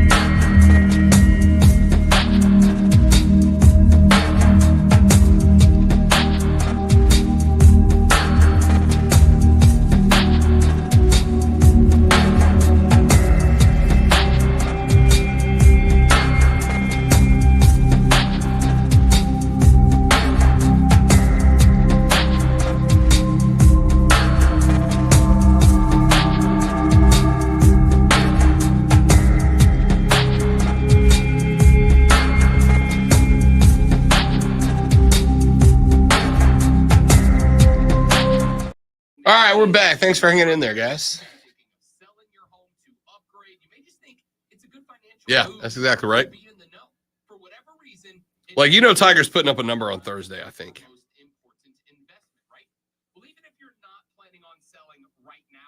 Life happens and plans change, and Allen Tate Realtors know that, and they want to make sure that you are ready, just in case, with their no-cost home physical.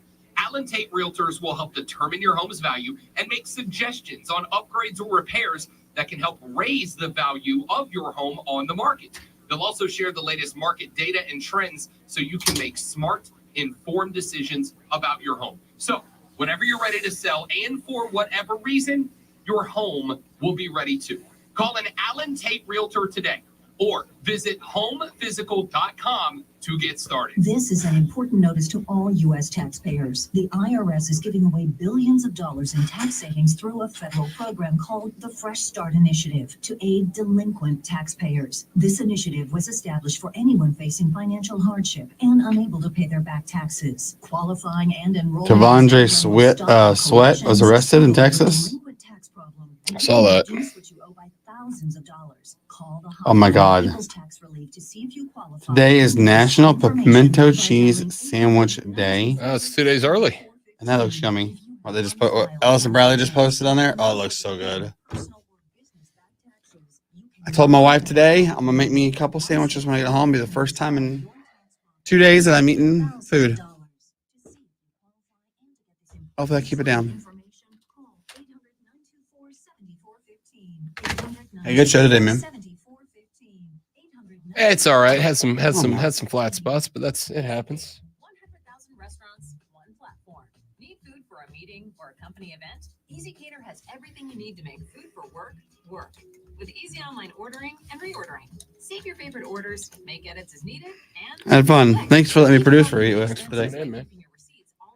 I would have done yesterday, but you know, puking your guts out. You pretty much know. I went to go pick the girls up from school early, and I struggled picking them up. It was so hard. Holden's like, will you pick me up and carry me? Because she got it from Napa. I'm like, baby, I'm not carrying you. I can't carry anything. Get the Cajun chicken biscuit with pimento cheese from Bojangles. You're welcome. I'm going to check it out, man. Thanks, Steve. Best pimento cheeseburger, in my opinion, is either Sobeys or Bohemian Cafe. I have actually never been to either one of them. My mom told me to go to Sobeys not too long ago. And I think Courtney loves the Bohemian. And for some reason, I haven't been to either one of them. But now there's nothing I want in the world more than a freaking pimento cheeseburger. You're welcome. All right, let's run through a couple of stories that we have not gotten an opportunity to get to yet. Start with the Carolina Panthers. We'll talk to Rashad Beard about this on Thursday. Should be back from his vacation and able to join us this week. They have re-signed defensive tackle Derek Brown, a 4-year contract extension that is worth $96,063.165 million guaranteed. That averages out to $24 million a year, the 4th highest in the NFL for a defensive tackle, behind only the Chiefs' Chris Jones, the Raiders' Christian Wilkins, and Ravens' Justin Matadabuke, all who signed new contracts as free agents during the offseason. This past year, Derek Brown set a Panthers record for tackles by a lineman with 67. Took his game to another level last season after Carolina shifted to that 3-4 defensive scheme under DC Ijiro-Evero, who is coming back to the team next year. Brown posted a defensive lineman record 103 tackles and led the NFL with a 47% run-stop win rate, according to ESPN Analytics. The 6'5", 320-pounder rarely came off the field, played in 90% of the Panther snaps this year, was named a Pro Bowler for the first time. This is the move. Dude had 1 year left on his deal. And I promise you, had this extension not gotten done, had this extension not gotten signed, Derek Brown would have been gone with a capital G next year, because this guy has been recognized. This guy has been recognized by the league. He has been recognized by defensive coordinators around it. Every time the Cats lined up for a game in the back half of the season last year, whenever an opposing head coach did an interview, Derek Brown was a Cat who got called out by name. When we came into this offseason And we started talking about, all right, what do the Cats need to do? What does Carolina need to do to give themselves the best opportunity for growth next year? Because again, while I think the team is absolutely going to be better next year, they're still not ready to contend for the division.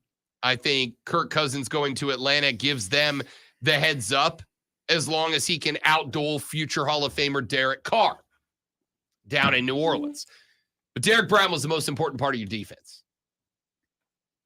Defensive lineman, in my opinion, especially if you're going to run a 3-4 like Carolina does. A good interior defensive lineman is the heart and soul of that. A good interior defensive lineman demands a double team, and Derek Brown does. And if he demands a double team with the extra linebacker back there, it creates a world where linebackers in the background have more freedom, have more flexibility, and they need more flexibility in order to move left and right, in order to keep up with running backs who are playing lateral football. And in the NFC South specifically, there's a few of them. So that to me is a big deal. That is a great signing. This to me says Dan Morgan's got his priorities in line. Because this is money that absolutely could have gone to Brian Burns. And as much as I hate seeing Brian Burns gone, at the end of the day, Derek Brown was, and it almost feels counterintuitive. Derek Brown was the primary player of your defense last year.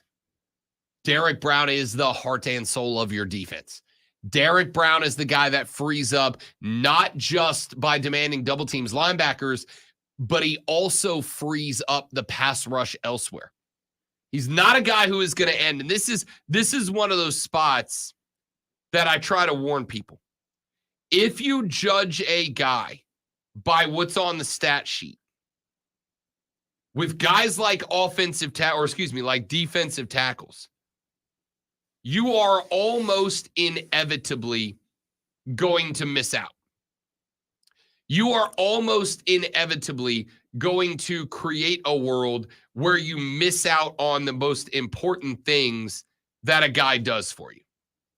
That's just an ugly reality.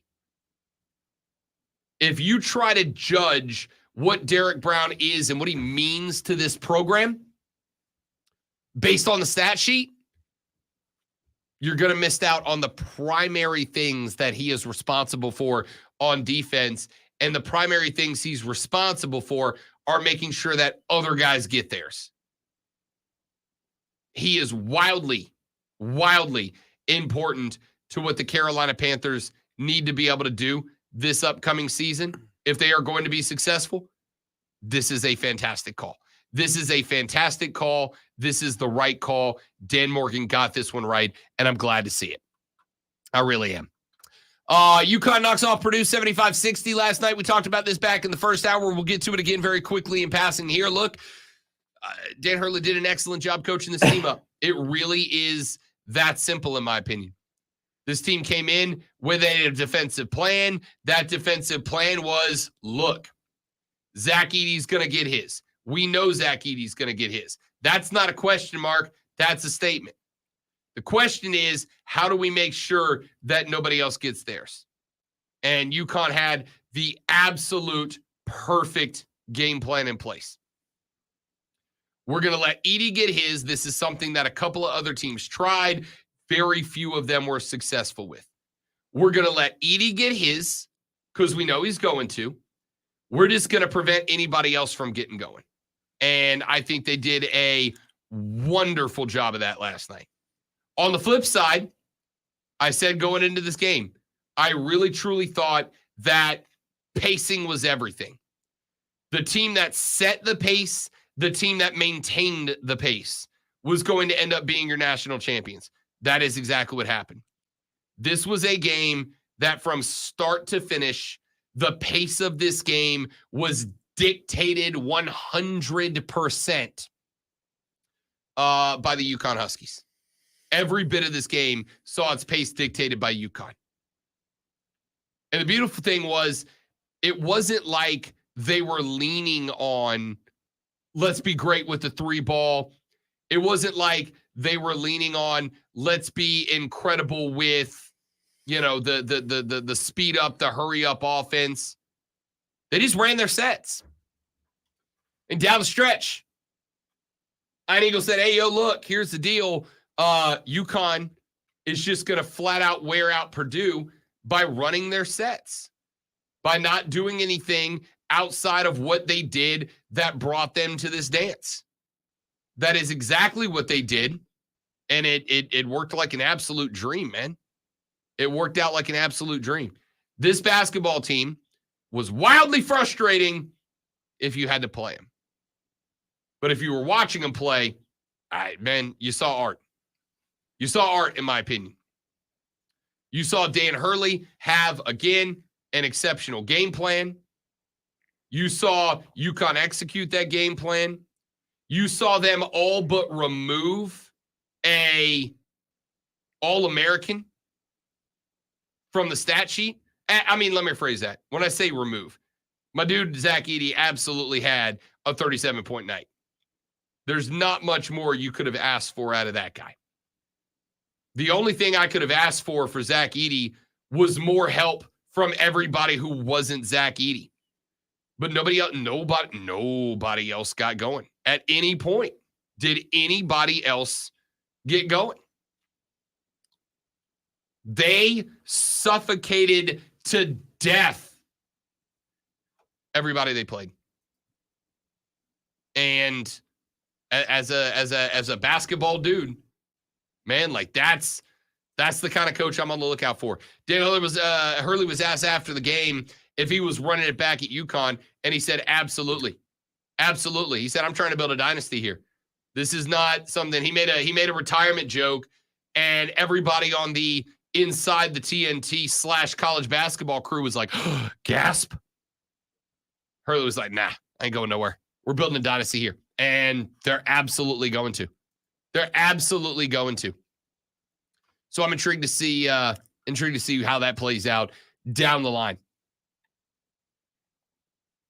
We mentioned the women's college basketball television audience. I'm going to tell you right now, I get done with the show. I got some promos to cut. I got some commercials to record. I got some audio to edit coming up at 3 p.m. today. While Diesel and Cole Bryson are holding it down on Wire to Wire, Rob Brown is going to be filling in on the BetQL Network's You Better You Bet, along with legend of broadcasting Nick Costos. That'll be on from 3 to 7 on the BetQL Network if you need another 4 hours of Rob Brown in your life today. Anyway,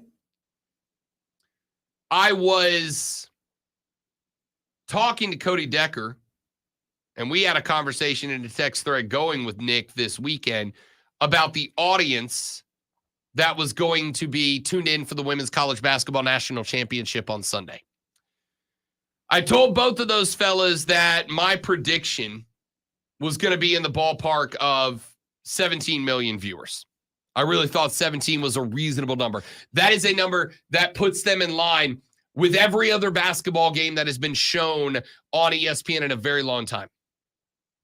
The preliminary audience number is 18.7. 18.7 million is the preliminary number. Later on today, Nielsen is going to release their full audience number. And I'm going to guess right now that number is going to check in closer to 19 than it does 19 and a half than it does 18 and a half. A preliminary audience of 18.7 million. Let me put that or attempt to put that into the context of other numbers. The only sporting events in the United States to draw a bigger TV audience since 2019 have been football games, the World Cup, and the Olympics. It is the most watched basketball game since 2019, when the NCAA title game between Virginia and Texas Tech on the men's side averaged 19.6 million. And while I do not think that the audience numbers from this game are going to break that number, I do think they will approach that number. I do think they'll be in the ballpark of that number. I do think they will be closer than a lot of people who do not want to see women's shooty hoops succeed are going to be comfortable with. I think it is going to butt right up against that number. And I hope it does. I said back in the first hour, we had a long discussion about this. I truly, genuinely hope that the people putting together the future of women's college basketball figure out whatever magical formula it was that turned Caitlin Clark, that turned Angel Reese, that turned Haley Van Lith, that turned Camila Cardoso, that turned Raven Johnson, that turned Cameron Brink, that turned all these players into must-see TV. I hope they figured out whatever that formula was, and I hope they replicate it, because there's a huge opportunity. We talked about this early, and I'm actually glad I brought this back up, because we got a question from Wesley earlier in the show that I would like to address.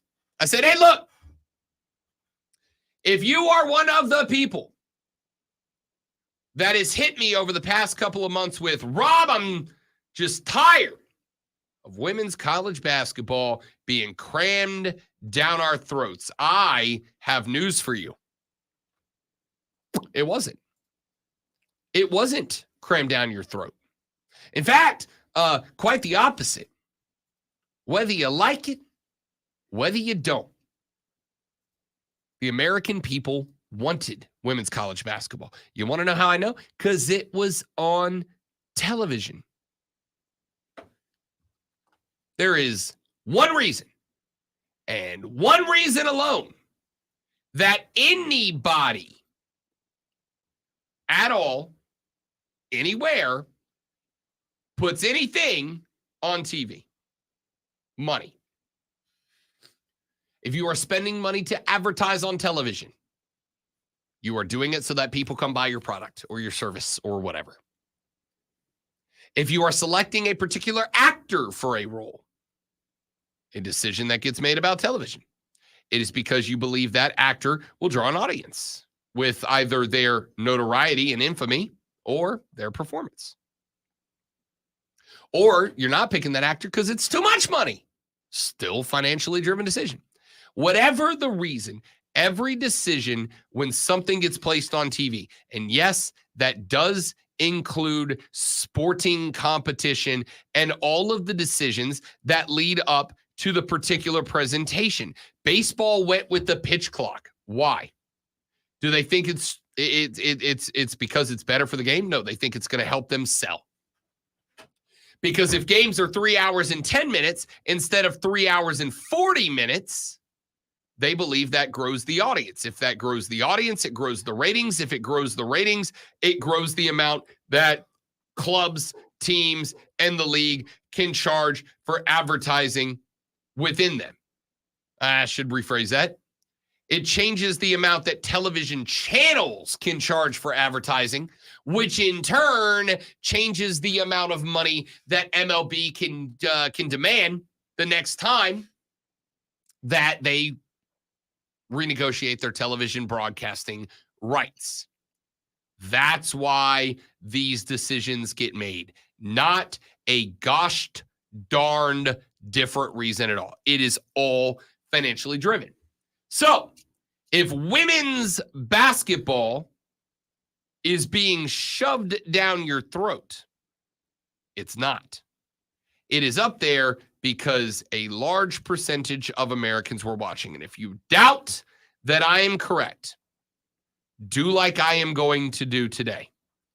While I am hosting You Better You Bet from 3 to 7 of the BetQL Network, I am also going to have one eye, like a sexy chameleon, turned at my computer monitor, waiting for the news flash that the Nielsen numbers dropped. Waiting to see what the Nielsen audience turns out to be. Because I suspect what you are going to find out when the Nielsen number drops is that everything I am saying right now is correct. The reason that it got more hype than ever before is because more people were watching.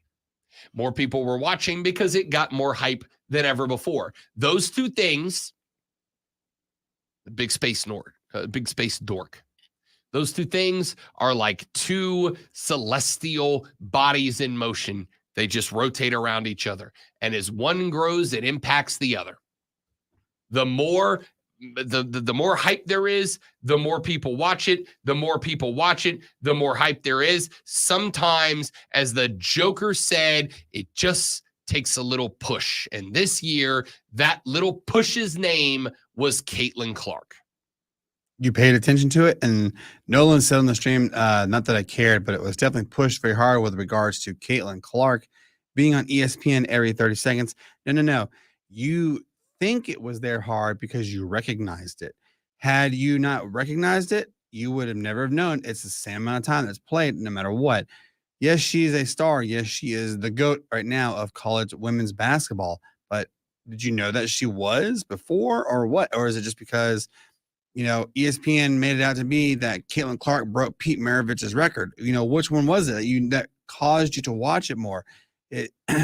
Rob says it right there, that it wasn't shoved down your throats. It was the fact that it was just brought more attention to it than what was already there. So and to go to your point, Rob, with are there going to be more Caitlin Clark Juniors? Oh, absolutely there is. I think there's going to be more Caitlin Clark Juniors, Angel Reese, Cameron Brink. I think there's going to be so much more advances for women's college sports. I'm looking forward to the future. I even hope that the WNBA gets the notoriety they deserve and the women get paid more than what they're being paid now, because it's excellent basketball. Family Guy likes to make fun of, Seth MacFarlane loves to make fun of women's basketball, but you know what though? Women's sports is here to stay, and it is darn good entertainment. I love watching women's sports, college softball, college basketball, you name it. It is worth every dollar to watch. So one of the reasons, is somebody who's been in this game a long time, that there's always been Diana Taurasi's, and there's always been Cheryl Swoops and Sue Birds and Dawn Staley's, and there's always been phenomenal college and professional women's athletes. The reason it got notorious this year is because of just how quickly the talent level advanced. But here's the reality. It is also because of accessibility. All of these things work in tandem. It's a cycle, and it all rolls with each other. The one thing that you cannot predict, and again, as I've said before, and we'll say again, everything is professional wrestling. Professional wrestling is cool.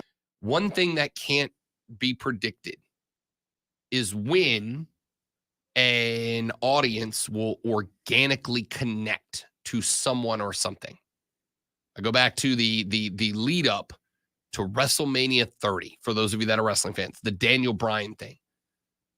There was no way the WWE knew when they started, when Daniel Bryan started taking off, that this was going to be the audience, the guy the audience connected with.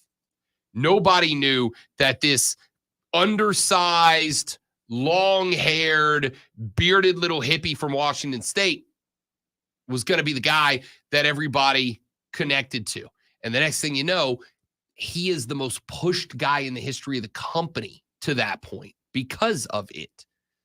Caitlin Clark was that. And what happened was last year, because she was playing so well and something clicked, that America linked up with Caitlin Clark. And we organically started following her. Then ESPN went, oh, America's connected, that we got to push her. It's just like wrestling. For some reason, leading up to 30, wrestling audiences clicked and linked up with Daniel Bryan, and WWE went, as much as we don't want this to be the guy, we got to push this guy. He's who the audience wants. They gave us what we wanted. And again, the fact that ESPN made Caitlin Clark into this megastar, on all their platforms is proof of that. And now what happens is, because we did this and we turned in this number, now all of a sudden there are young ladies across this country that got exposed to a megastar, in college basketball, arguably like never before. And now they feel like that could be me. I can see myself in her Jordans. I can see myself in her shoes. And now there's going to be a generation that is 7, 8, 9, 10 years old right now, who over the next handful of days are going to say, Mom, Dad, I want to play basketball like Caitlin Clark. And they're gonna grow that game exponentially. And I'm telling you now, 10 years from now, there's going to be a freaking explosion in the number of Caitlin Clarks. It's going to make Caitlin Clark's performance this season become a regularity, because there's going to be 50 Caitlin Clarks that were inspired by Caitlin Clark this year. And that is what we want, as is evidenced by these numbers. Let's take a break. We're coming back. We'll wrap up the show. It's Rob, it's Brandon, it's you, it's the Rob Brown Show. It's the Fan Upstate.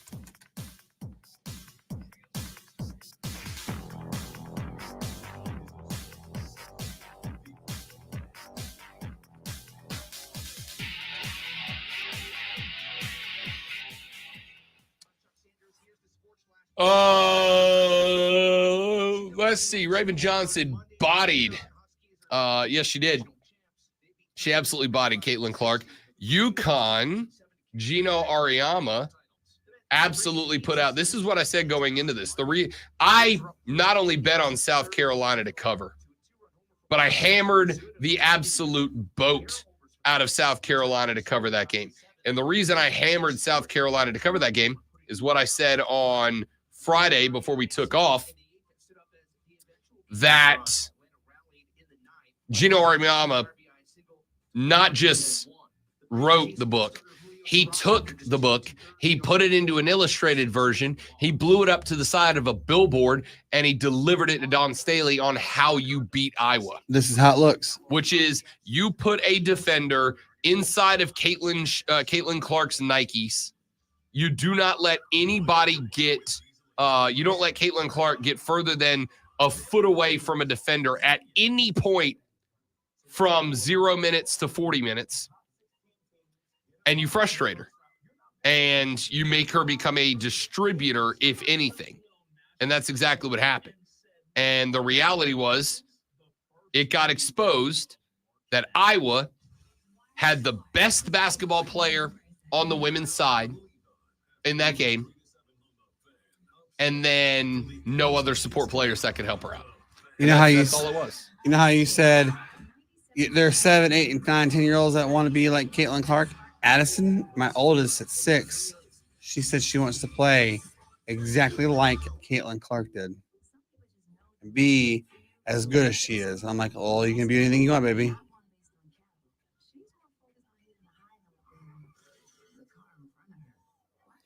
Oh, and Caitlin Clark is just a generational player. Yes, South Carolina is a generational team, but it's the same philosophy. It goes back to UConn women of old, how they won that 100 and some odd games straight. And then you got to look at Oklahoma women's softball. They were extremely dominant. They still are. I think they've lost like 3 games in 3 years. That's phenomenal. So dynasties happen, but you know, they kind of also become the bad guy in the way that you want to see them lose eventually, and let little, you want David and Goliath kind of situations to happen.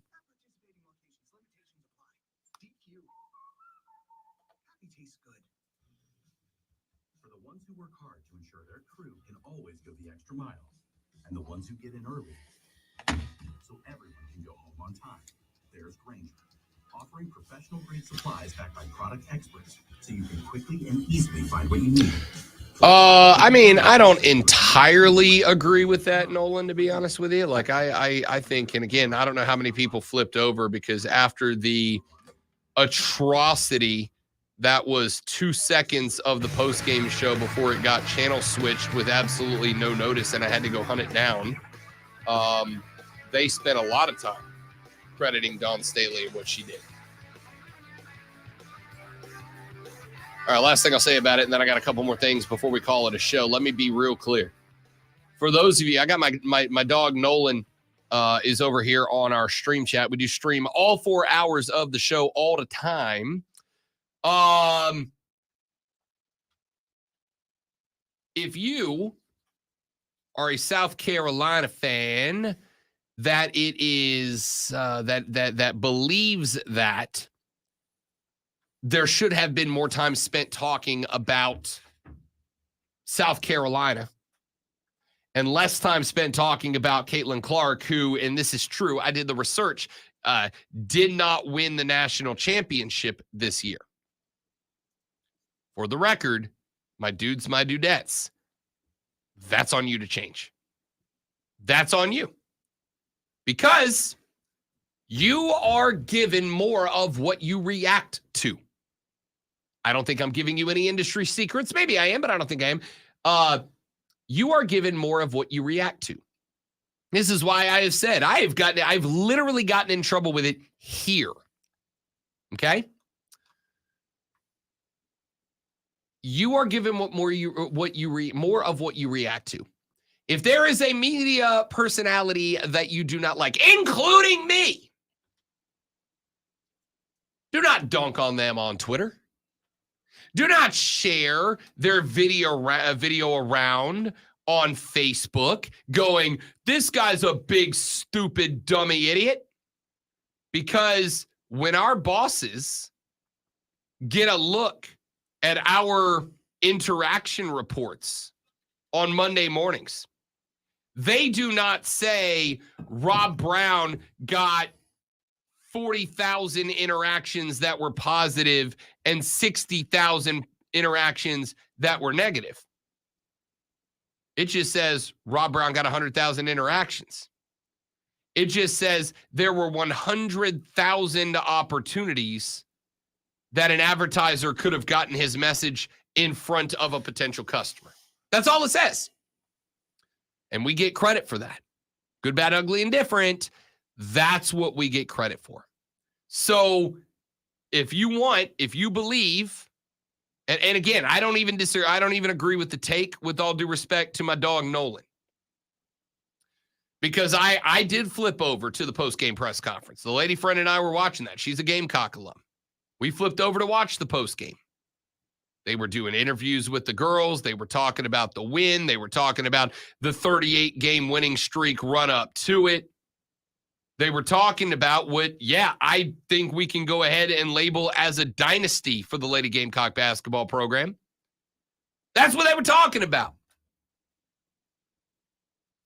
Did they talk about Caitlin Clark and her legacy? Yeah, of course they were. Caitlin Clark was, like it or not, the most visible basketball player at the college level on planet Earth. More than any guy playing college basketball this year. So, of course, they're going to talk about her and what she meant to the women's game and how she helped grow the women's game and what her legacy is going to be and what her path forward through the WNBA looks like. Of course, they're going to talk about that. But if you want more of everything else, you have to promote it. You have to get reaction. This is why I've said, y'all the listener, y'all the viewer, I don't think from somebody's perspective in the game, I don't think y'all understand just how powerful you are with all of this. You wonder why guys stay famous, get famous, are famous? It's because you react to them. You wonder why guys disappear off into obscurity? It's because you don't promote them. Why do you think that I beg you, if you like this show, tell your friend about it. Tell your brother, your sister, your uncle, your cousin, your mommy, your daddy. Share it around on the social media. Put it up on Twitter. Put it up on Facebook. If you like the show, there is nothing better that you can do than to share it around and help us get more interactions. That's the game, my dudes. Have a great rest of your day, everybody. We'll see you back here tomorrow to do it all over again, but better. Don't drink and drive. I'll punch you in the face. The Rob Brown Show is over. Until tomorrow on the Fan Upstate. Yeah!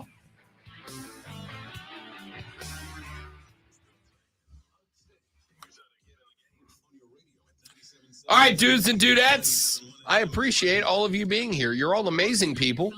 Thank you for doing what you do for the show. Even if it's just hanging out and listening, it means the world to me. You guys are the best. Have a lovely rest of your day. Don't work too hard. I'll see you back here tomorrow. Goodbye.